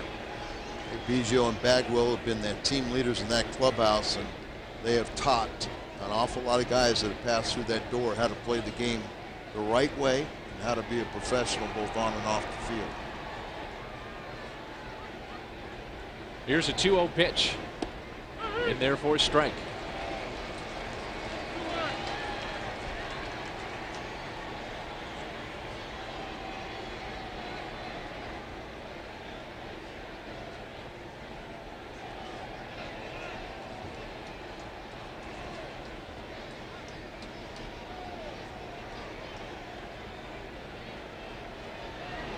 And Biggio is hit.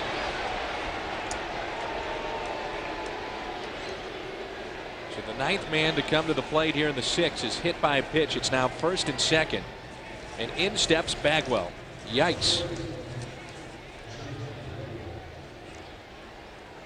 Craig Biggio used to be hit by pitches all the time. He had that high leg kick, so he'd be committed to that pitch no matter where it was. But he's changed the way that he's approached hitting. And still, though, is hit by an awful lot of pitches. Hit there, and now it's Bagwell. He's 2nd in Major League history in being hit by a pitch. That's his 259th time. Don Baylor, the all-time leader. Bagwell sent one to the wall. And was back in the 3rd with the bases loaded. And Taguchi made a nice play in right. He's also flied to right another time and grounded out to 3rd. Average at 207. The bullpen came in with a scoreless streak of 17 1/3 innings. That is now broken. Tavares is getting loose in the bullpen, and it's 2-0.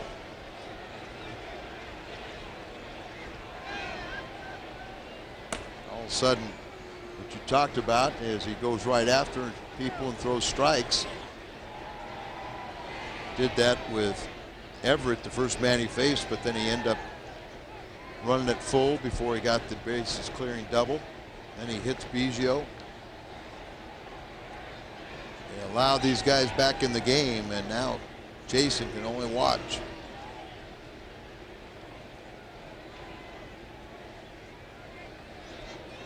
Be careful here on 2-0 with Bagwell at the plate. Good pitch on the outside corner, 2-1. Down the way.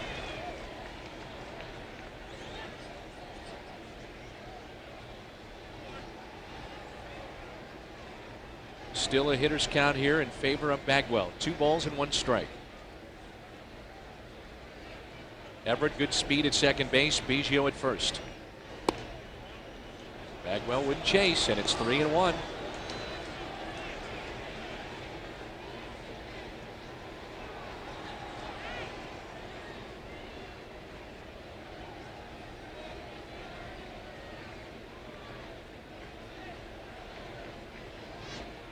Chance here for Bagwell. One swing of the bat could put them on top.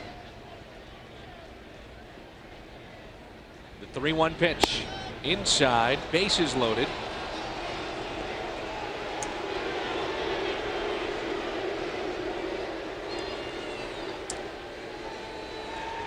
And the batter will be Jason Lane.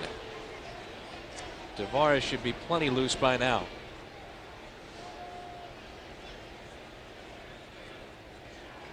They're just stalling to make sure he is ready. Dave Duncan on the phone got the affirmative. And here comes Tony. That's going to be it for Al Reyes, and we'll see our 4th pitcher used by Tony La Russa. Here in the top of the 6th, Julian Tavares. Look at his numbers as he'll trot in from the bullpen for St. Louis. Cardinals trying to hold on here in the top of the 6th, at least with the lead. 8-6 in favor of St. Louis. I conducted that interview with Bob Stoops, and the Oklahoma head coach was very gracious in appearing in our program, and that'll air tomorrow at 12:30. Here's Julian Tavares. Done a great job on those episodes. It's been a lot of fun. Let's see if Julian can do a great job. He's kind of been a little bit, hot and cold.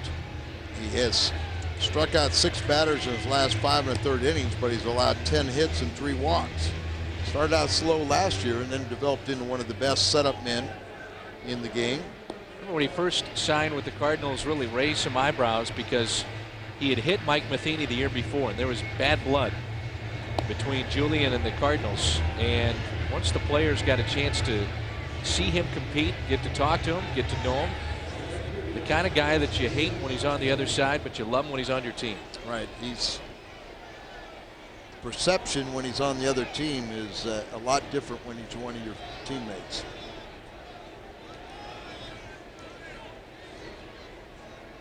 We had some fun with him at the Knights of the Cauliflower Ear Dinner. He was one of the stars of the program. Trying to get that 3rd out here in the top of the 6th, and this is Lane. With the bases loaded, ball 1. Lane was limited to just 136 at bats a year ago with injury and whatnot. Off to a great start, hitting .359. He's walked and scored in this inning. Second time that he's been up. Great power.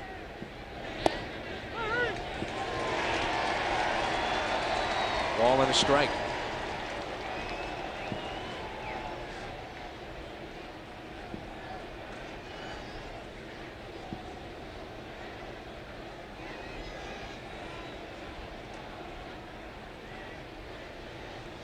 Bases loaded.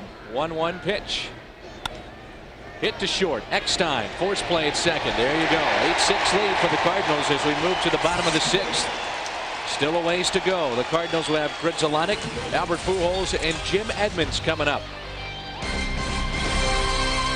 Of the 6th, and tonight's pitch-by-pitch feature is brought to you by your Mid-America Chevrolet dealers.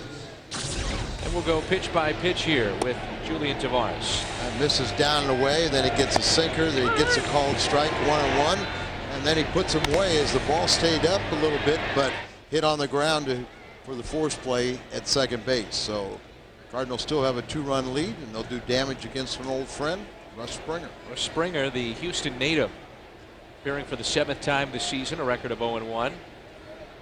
Was with the Cardinals 2 seasons ago, signed with Houston before last year, and this is his 2nd year with the club. He'll deal with Grzelcyk, Pujols, and Edmonds if anybody can reach Scott Rowland. Here in the Cardinals half of the 6th. Grzelcyk with an RBI triple that played at 2 his last time up. He's also fly to right twice.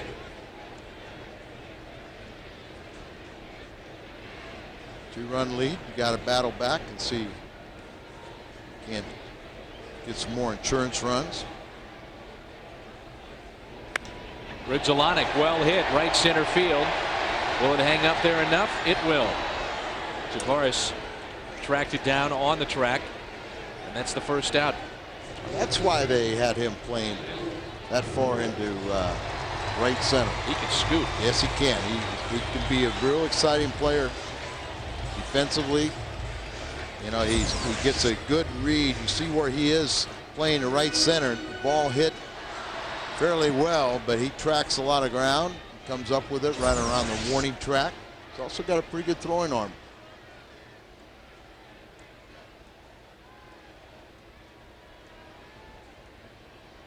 Here's Albert Pujols. Albert with 4 home runs. Looks at a fastball and a strike. Pujols tonight has been hit by pitch. Pretty good numbers against Springer, 3 for 4. Picked up an RBI base hit in the second and has grounded to short. 9 RBIs on the year. Average above 300 now. The 0-1. Pujols reaches for it. Grounds it to Adam Everett. 2 down. And it brings in Jim Edmonds. You don't think Houston's sick of seeing Jim Edmonds? But he has those big numbers against him. We didn't have that. His numbers weren't anything like his career numbers a year ago, but they end up finding out who he was in postseason. Game 6 with the walk-off home run, dramatic home run. And the catch. And the catch in game number 7. It's a different game if he doesn't make that catch. Roger Clemens on the mound would wind up winning the Cy Young Award. See the numbers against Houston. A lot of that damage done on the road too. Yeah. 2 balls and no strikes. One of the greatest games I've ever been at was game number 6 against the Astros. That was high drama. Brad Lidge in there and mowing people down. And Edmonds winning it. 3-0. And the following night, the catch with Jeff Suppan against Roger Clemens. Robs Brad Ausmus of an extra base hit. Something about catches with catchers hitting. Jason LaRue knows all about that. That's ball 4, a little low. 2-out walk to Edmonds brings in Scott Rowland.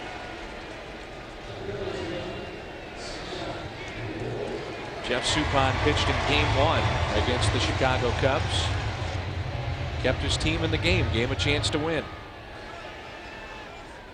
Prior to that, he pitched into the 9th against Milwaukee. I would have thought Scott would have decent numbers against Springer too. 3 for 8, a home run. He has struck out 3 times, but why do you say that? You know, just because Springer, the type of pitcher he is, he leaves a lot of balls up and out over the plate. Missed with some sliders. He makes the good pitches, he can get him out. Doesn't really have the good fastball that I think he'd consistently be able to throw by him. First pitch to Rowland. A little in, and now Chavez wants to talk it over with Springer. He got the first 2. The fly ball caught in center by Grudzielanek, and then off the bat of Grudzielanek, and then Albert Pujols grounded to short. This is Springer's 13th year in the big leagues, and he's had some arm troubles and stuff, but he's one of those survivors. He's a good guy to have on your staff because he doesn't have an ego, so you can put him in any role. 1-0 pitch. Rowland fouls it right side. Again, our next televised game on FSN Midwest will be on Monday night. Milwaukee will be here. There's seats available for all 3 games of that set, but they're going quickly on Wednesday's 12:10 start. Another crowd of over 40,000. 1-1 pitch. Strike on the outside corner. Rowland in the hole with a ball and 2 strikes, and Reggie Sanders on deck. And the Cardinal third baseman can extend the inning. makes a good slider to Scott. He can get him if that's down away. If he gets a frisbee, gets underneath it, hangs it, Scott's got the advantage. Chavez was trying to call time, it looked like. And Springer threw over to first. Let's see what he wants here on 1-2.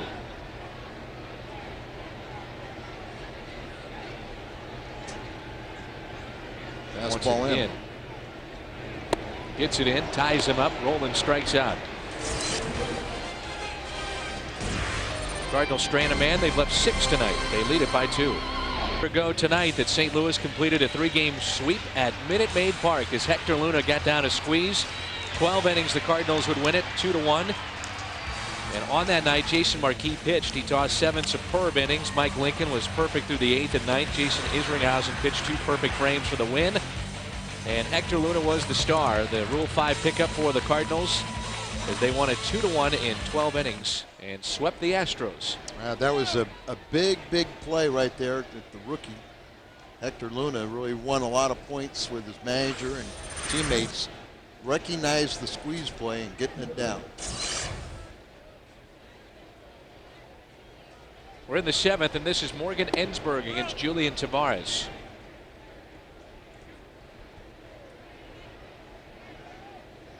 Cardinals have led throughout. They led at 1.5-0, then 8-1. Astros came back with 5 of their own in the 6th inning to make this an 8-6 ball game. Detroit over Minnesota, that's a final in 10. Mets beat Washington 3-1. Tampa Bay over Boston 5-4. Atlanta over Philadelphia 6-2. That's pretty well hit into center. Edmonds going back. He'll look up, and it is gone over the 402 sign in center field, and a home run by Morgan Ensberg, his 2nd on the year, and all of a sudden it's a 1-run Houston lead.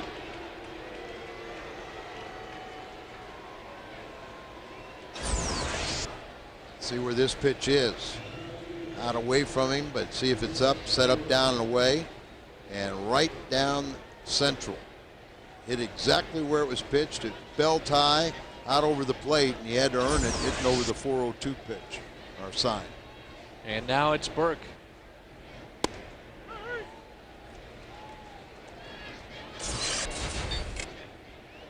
Estimated distance 410 feet off the bat of Ensberg.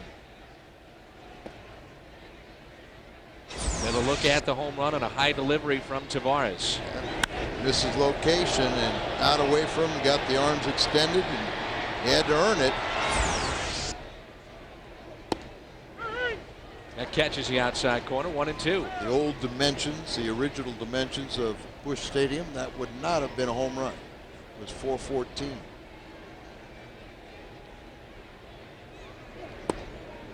Dropped down that time, didn't get the call, 2-2.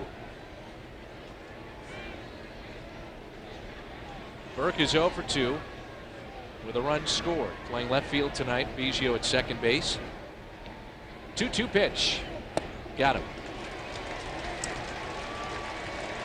First strikeout for Tavares, who came into the ball game with 2 outs in the 6th. Mentioned it's a cold, chilly night here in St. Louis. Still a nice crowd. Our game time temperature was 50 degrees. It's dipped well below that now.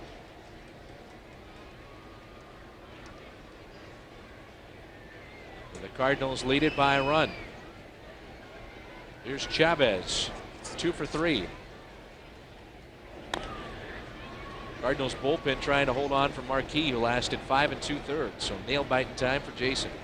And Wheeler warming up in the Astros pen in case they get there.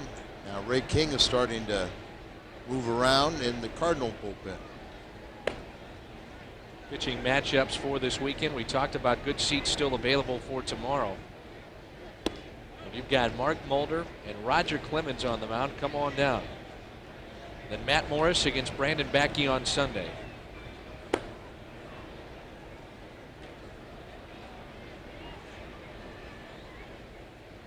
Here's a 1-1 pitch. Inside, 2-1.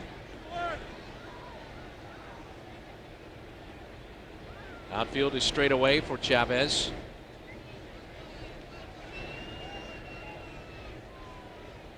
Brad Ausmus has gotten off to a slow start. Chavez is hitting .300 with a 2-for-3 night. Make it 3 for 4 as he hits it into left center. That'll be cut off by Sanders. And a 1-out hit, so the tying run is on.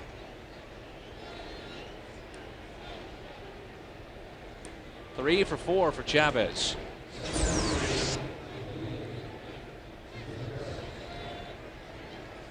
Now the ball kind of, instead of diving down, it kind of slid across, and good piece of hitting. So he just went down and got it, lifted over the shortstop's head. If Houston could come back and win this game, it would only be their second win this season away from home. They're 1-5 to start this year on the road. That's where the Cardinals were so good a year ago and just wrapped up a 5-0 road trip. Fastball and a strike to Tavares. They're 7-2 at home.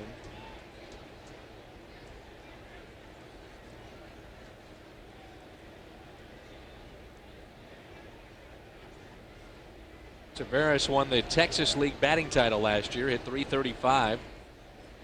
And in his minor league career, he has 257 stolen bases. So this guy's going to be tough to double up. 1 ball, 1 strike. He had 53 last year to lead the Texas League. Right.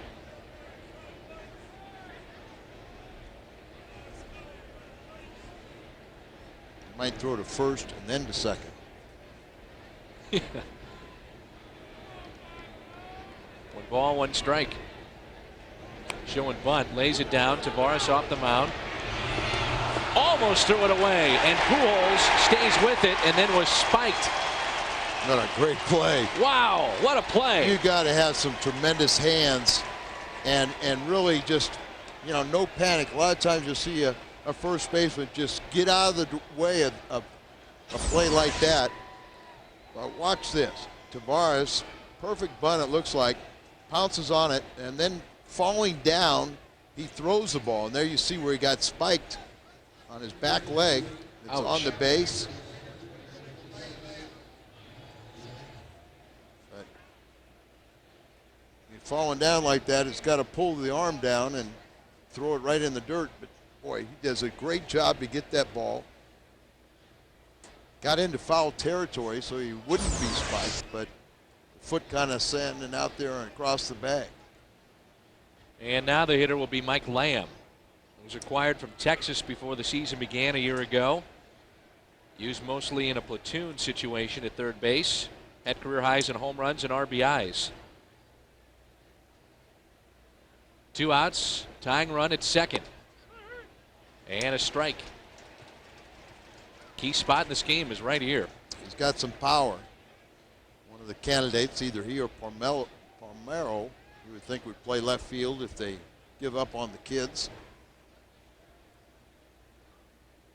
Chavez is the runner at second. A little surprised Phil Gardner hasn't thought about pinch running for Chavez. He represents the tying run. You've got 2 outs here in the 7th. And Brad Ausmus is no slouch behind the plate. He's terrific. Well, and you could even put him out there to run for him, too, because he's that effective. But Chavez is a hitting star, and that's why Ausmus is not playing tonight. He's been slumping. 1 ball, 1 strike. And this one is popped up. Pujols is there. Redzelanek is there. Who wants it? Albert's going to take it. He's got it. Albert, good work over at first base on the pop-up. And on this play, the 1-hopper thrown by Tavares. It's time to stretch. Cardinals up by a run.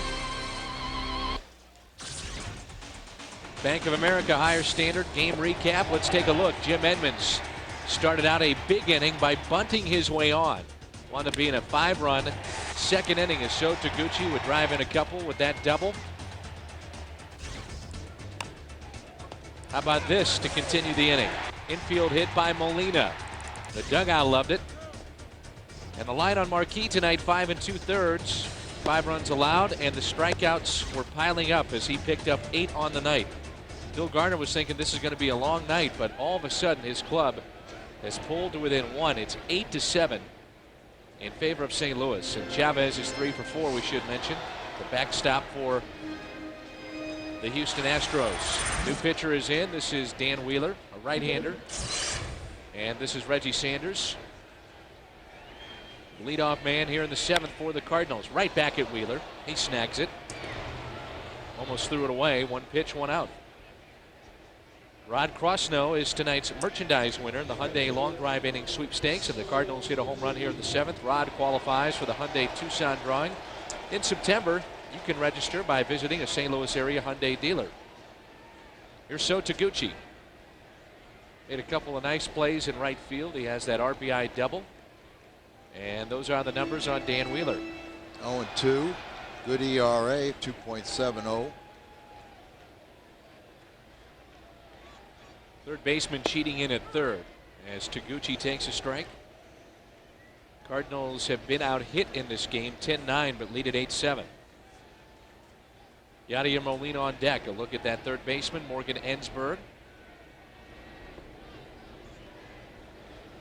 Chavez has been beat up behind the plate, hasn't he? Yeah, a lot of balls have short hopped him and gone off his body. Crowd of 44,805 tonight. What a crowd on a bad weather night. Towards second, Biggio to his right. Nice play. And can't emphasize enough, these fans, if they want to come out and see the final season here at this Busch Stadium, they better get their tickets now. Before the season was started, you had 2.8 million seats already sold. Every day they kind of selling a few more here and there. And you can see if this is the kind of crowd you're getting in the cold weather while school is still in, what's going to happen when school's out in the summer? It's going to be packed every day. And this one is popped up off the bat of Yadier Molina. The Cardinals will go 1-2-3 as we head to the 8th, and St. Louis here at home leads it by the score of 8-7. This will stretch out Tavares here a little bit. Already put in an inning in the 3rd, but hopefully he or King combination get through this 8th inning and turn over at least a 1-run lead to Izzy. Adam Everett on the first pitch pulls it foul. This guy's a slick fielder. They're always wondering if he would ever come around offensively, and really the last couple of years he has. Yeah, last year nice year offensively for him. I think everybody thought he would be fine after that. This one is popped into shallow left field. David Eckstein is there. That's the first out. If you'd like to win Cardinals tickets and participate in the Southwest Airlines Family of the Game promotion during a Cardinals home game, here's your chance. Send your name, address, and phone number to Southwest Airlines Family of the Game, P.O. Box 771192, St. Louis, Missouri 63177. Good luck from Southwest Airlines. Here's Biggio. Al, I know you know Craig Biggio pretty well, and there's not a classier guy in Major League Baseball, is there? That's absolutely. He and his teammate Bagwell, I mean, I think the world of them, and very good to all of us, and you know, they're good for the game. Wouldn't just seem right to see him finish up with somebody else. No. I go back to '96 as the umpire was tagged with that. Greg Gibson, home plate umpire. But back in '96, the Cardinals were going to make a hard push, remember, to try to get Biggio, and Houston locked him up, and the rest is history.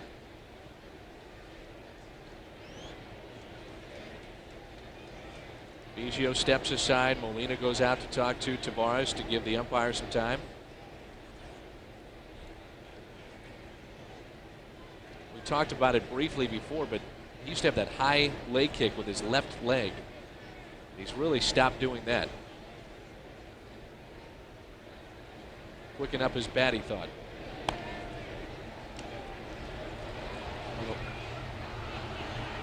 That rolls foul as Tavares and Biggio Tangle. Is the helmet as dirty as it used to be? Nope. Not quite, but still. Cleaning up his act. It is only April 22nd, though.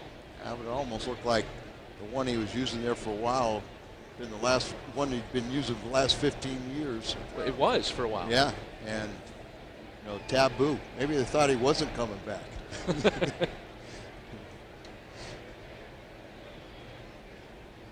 Here's a 1-2 pitch. And with the year he's having, Drayton McLean will definitely want him to come back.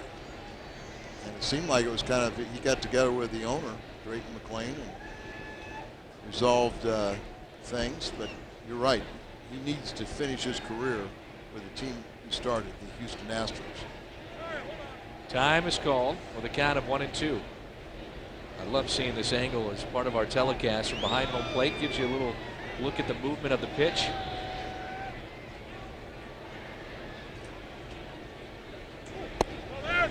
It's just inside. It also gives you a little idea just how fast it really is. Yeah. Probably the closest way you can demonstrate the speed of the game and the velocity of pitches. Count of 2-2 on Craig Biggio with 1 out, nobody on. Tavares drops down and gets Biggio to reach. Eckstein calls for it. He's got it.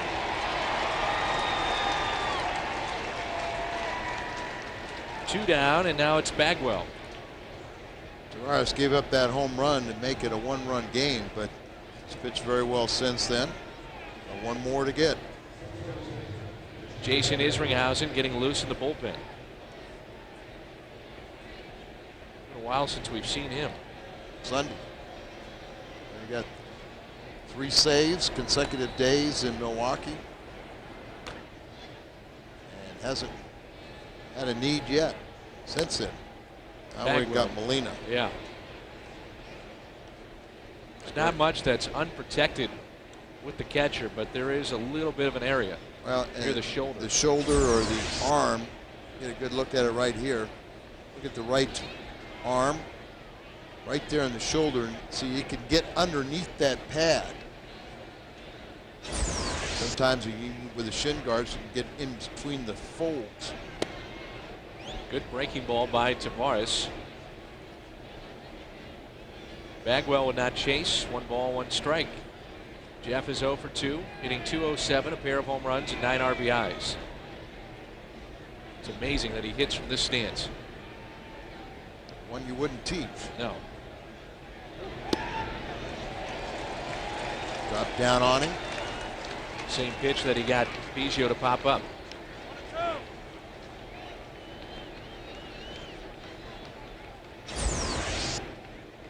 You throw it out there and it's a slider. You can really see the spin there. That's great camera work.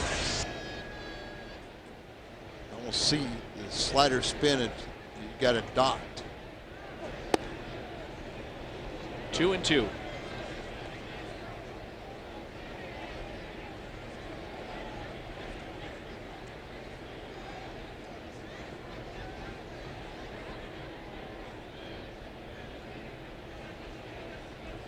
Watch out with Bagwell. He has sent one to the wall here tonight that was caught by Taguchi. The 2-2 pitch. Foul ball. Cardinals will have a pinch hitter, then the top of the order. Coming up in their half of the 8th. 8-7 St. Louis. Drops down, but you see this one backs up and actually comes in towards the hitter.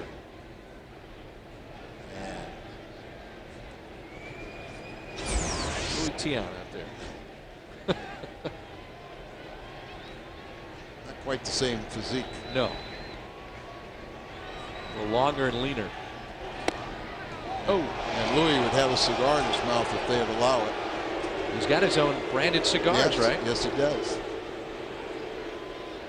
He was in for your golf tournament last year, and he was one of the hits. People got a kick out of him. Full count. Fastball down away. Nope, he wants a slider. See if he gives up Laredo. And a walk. So tying run is aboard, and you've got Lane coming in. You've had Izzy getting loose. Would you think about bringing him in the 8th and then pitching the 9th? Getting that final out here. Hasn't pitched since Sunday. Hadn't pitched since Sunday, and you know you've got a day game tomorrow. But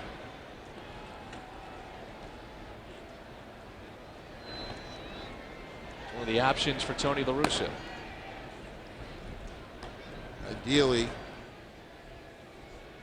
but you get him up here, and you know you're spending him out there in the bullpen. People forget Jeff Bagwell used to be a threat to steal you a base or two. He's the only first baseman in history with 400+ home runs and 200+ steals, and one of only 10 players all time to reach both milestones.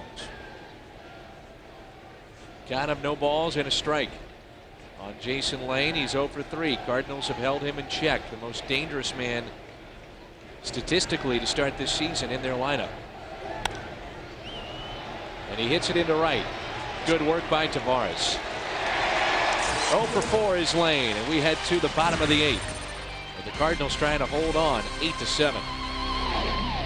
Lewis, bottom of the 8th. Larry Walker will be the pinch hitter, followed by the top of the order, David Eckstein and Mark Grudzielanek. Hit a home run yesterday, a line shot in the 9th.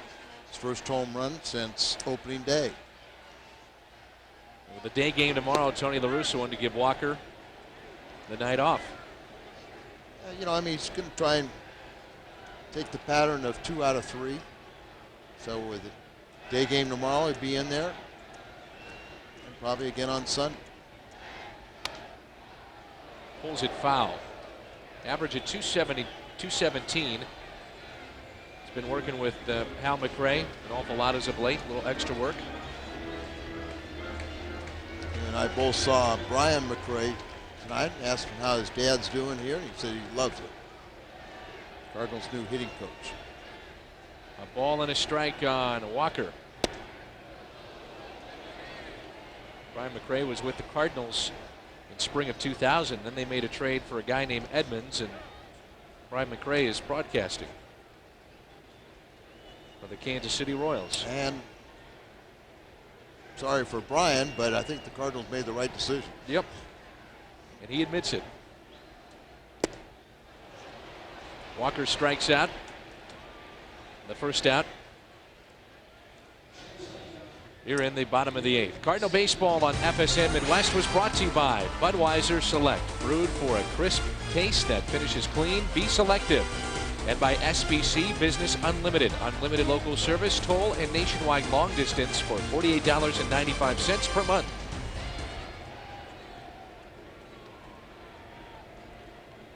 Dan Wheeler in his second inning of work, and now it's Eckstein. 1 for 4 on the night with a run scored. First pitch in there for a strike. David Eckstein, the youngest of 5 kids, 3 of which have had kidney failure. His dad as well, and he says we are truly a tight-knit group because of everything we've been through.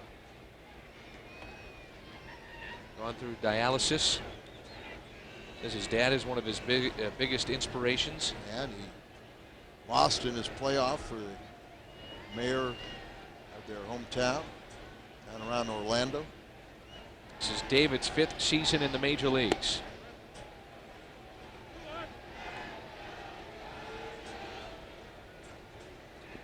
Rarely will you see him strike out. He was the 2nd hardest player to strike out in the American League a season ago.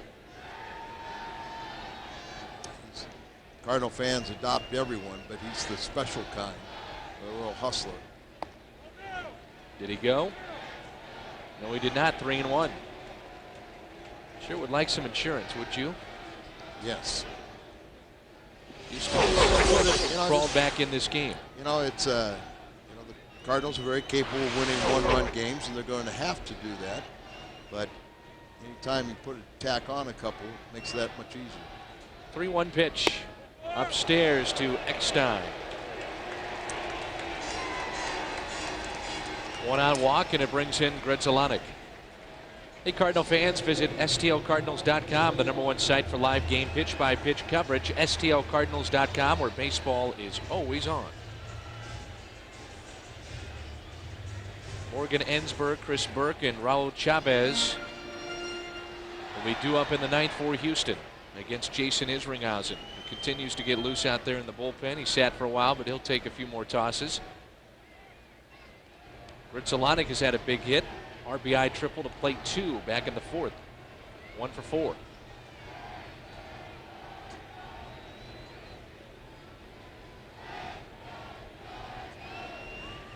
Pujols on deck.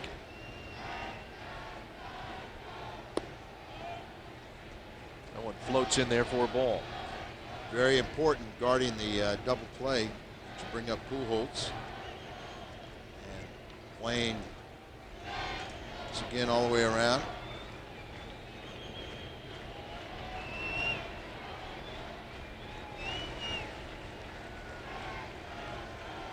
Playing center fielder out here. So a lot of room to left center. A lot of room down the left field line. Boy, there has been repeatedly tonight room into left center field. It doesn't matter who's been up. Well, they got a lot of hard throwers, and some people think the way to get Cardinal players out is to pitch inside, and yet they play to pitch outside. Inside for effect, but it's 2-0. And then outside to get you out.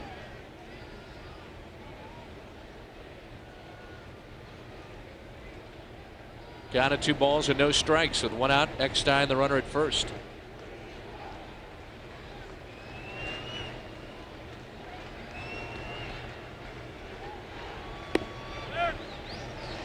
Three and 0. Like we said, that insurance would be nice. Pujols on deck, 3-0 here on Gritzelanek.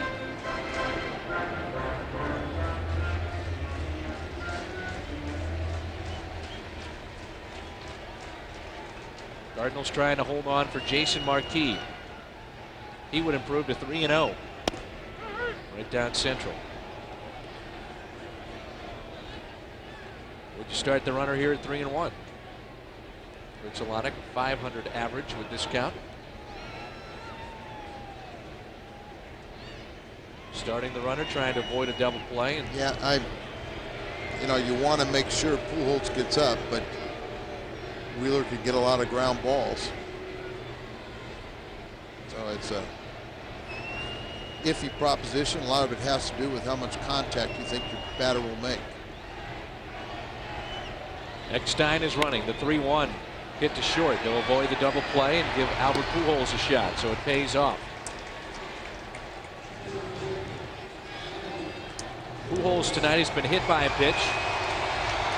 Our replay showed it looked like it hit his right elbow. Obviously, he is fine. He's grounded to short. He is singled, picked up an RBI, and he's grounded to short another time. 1 for 3. Albert, don't expand your strike zone. They've got first base open. You got a lot of protection behind you in Jim Edmonds.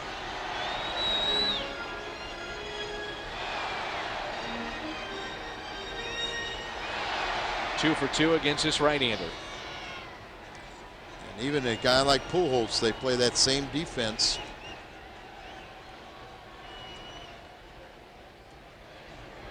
Hey, with a guy like Pujols, Al, we've seen him play since he got to the major leagues.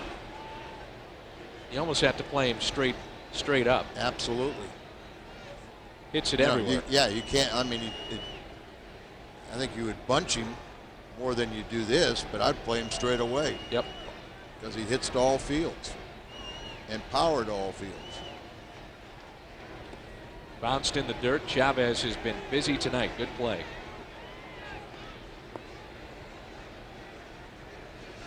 One ball, 1 strike on the Cardinals slugger.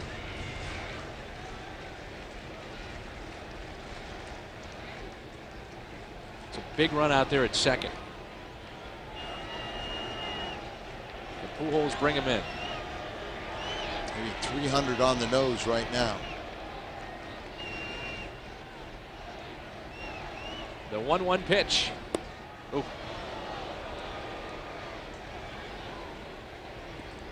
Tremendous pitch there by Wheeler. got a good fastball that sets up a breaking ball. You know, it's just a tight little slider.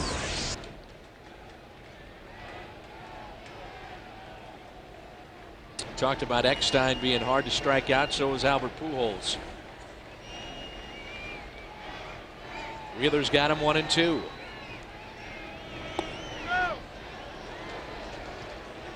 Two and two. Just held up enough. Try that breaking ball again. Trying to make the perfect pitch down and away. 2-2 count, 400 average. Be interesting to see how those stats and those situations or counts, how that evolves as the season progresses.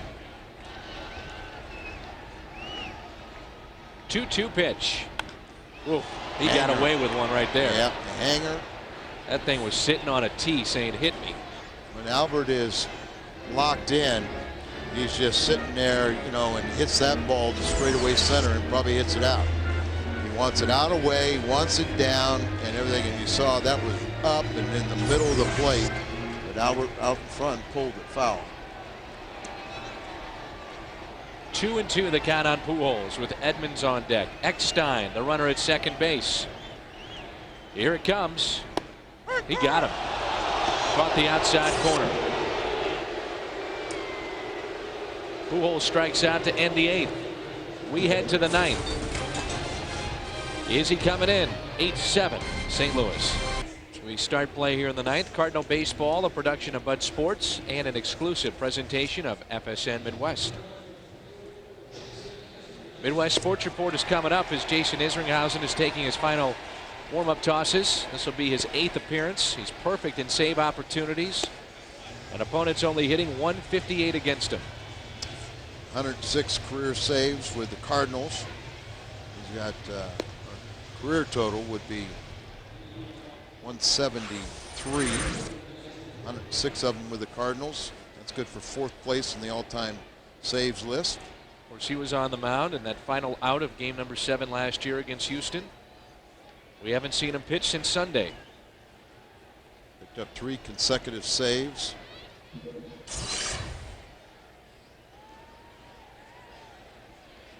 First batter he will see is Morgan Ensberg, who homered to center last time up. Prior to that, he struck out 3 times. It'll be Ensberg, Chris Burke, and Raul Chavez for the Astros. First pitch, a strike on the outside corner. Cardinals at one point led 8-1 in this game. It's now 8-7. Izzy's shown great faith in his cutter, and his curveball has been very good for him. That to me has been right lights there. out. His curveball has been sharp. It's like at times he doesn't have confidence in the fastball, but great confidence in the cutter.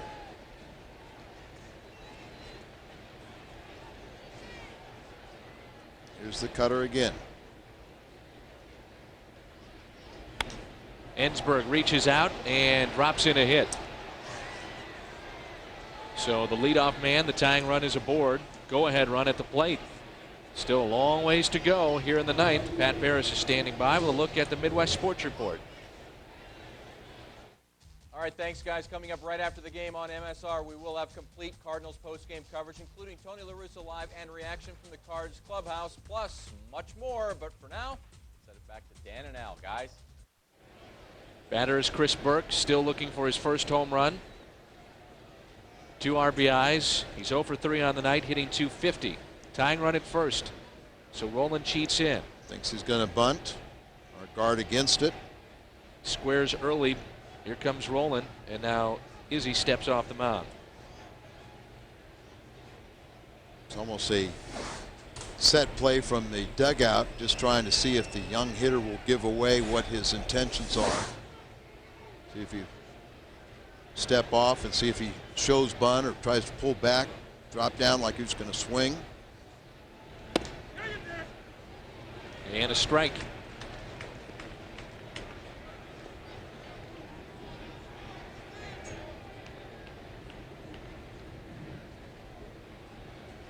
Over 3 on the night is Burke.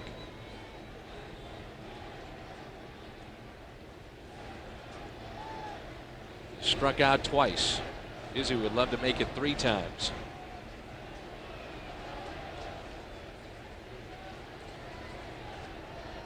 Curveball. Good pitch.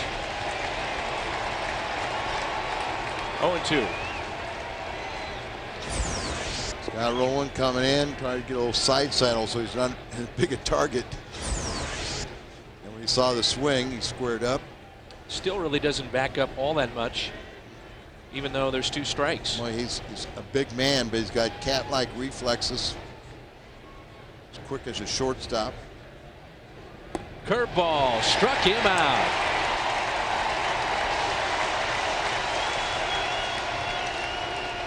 Burke doesn't do the job. He struck out 3 times tonight. Now here is Chavez, the hitting star for Houston. 3 hits this evening. Starting to act like Tony Eusebio. He killed the Cardinal Cardinals. killer and a backup catcher for Houston.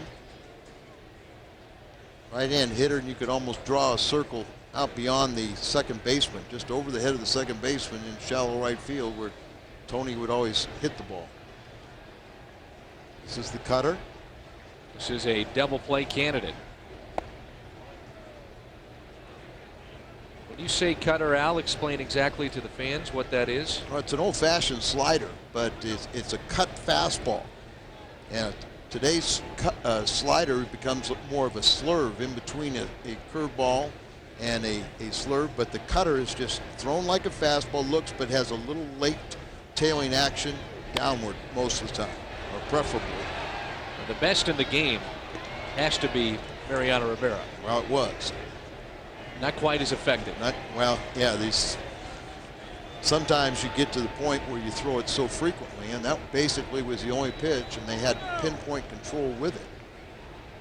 And, you know, some people believe that, particularly a club like Boston has seen him so frequently that, you know, they know how to, they recognize it, they hit it. And adjust. Still very good. Here's the cutter again. 1 ball, 1 strike on Chavez. He's squaring to bunt. Bunts it foul. It's kind of a hanger, and so worked out well. Getting the second strike. Roland was playing way back on this one, this bunt attempt. It's all right. Izzy got a strike. Yep. Do it again if you want to do it. Scott backed up even further. 3 hits tonight, and trying to bunt the man over from first to second. Molina wants it down, a curveball. In the dirt. Bounce it. Don't be afraid. Little broken bat. Brunzalonic makes the play. Told you he's Eusebio.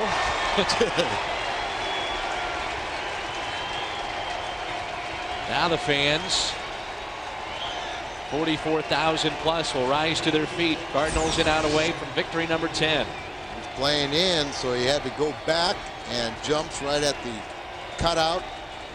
Runner realizes he started to take off, then he has to get back. Ginsburg, so he doesn't get double off.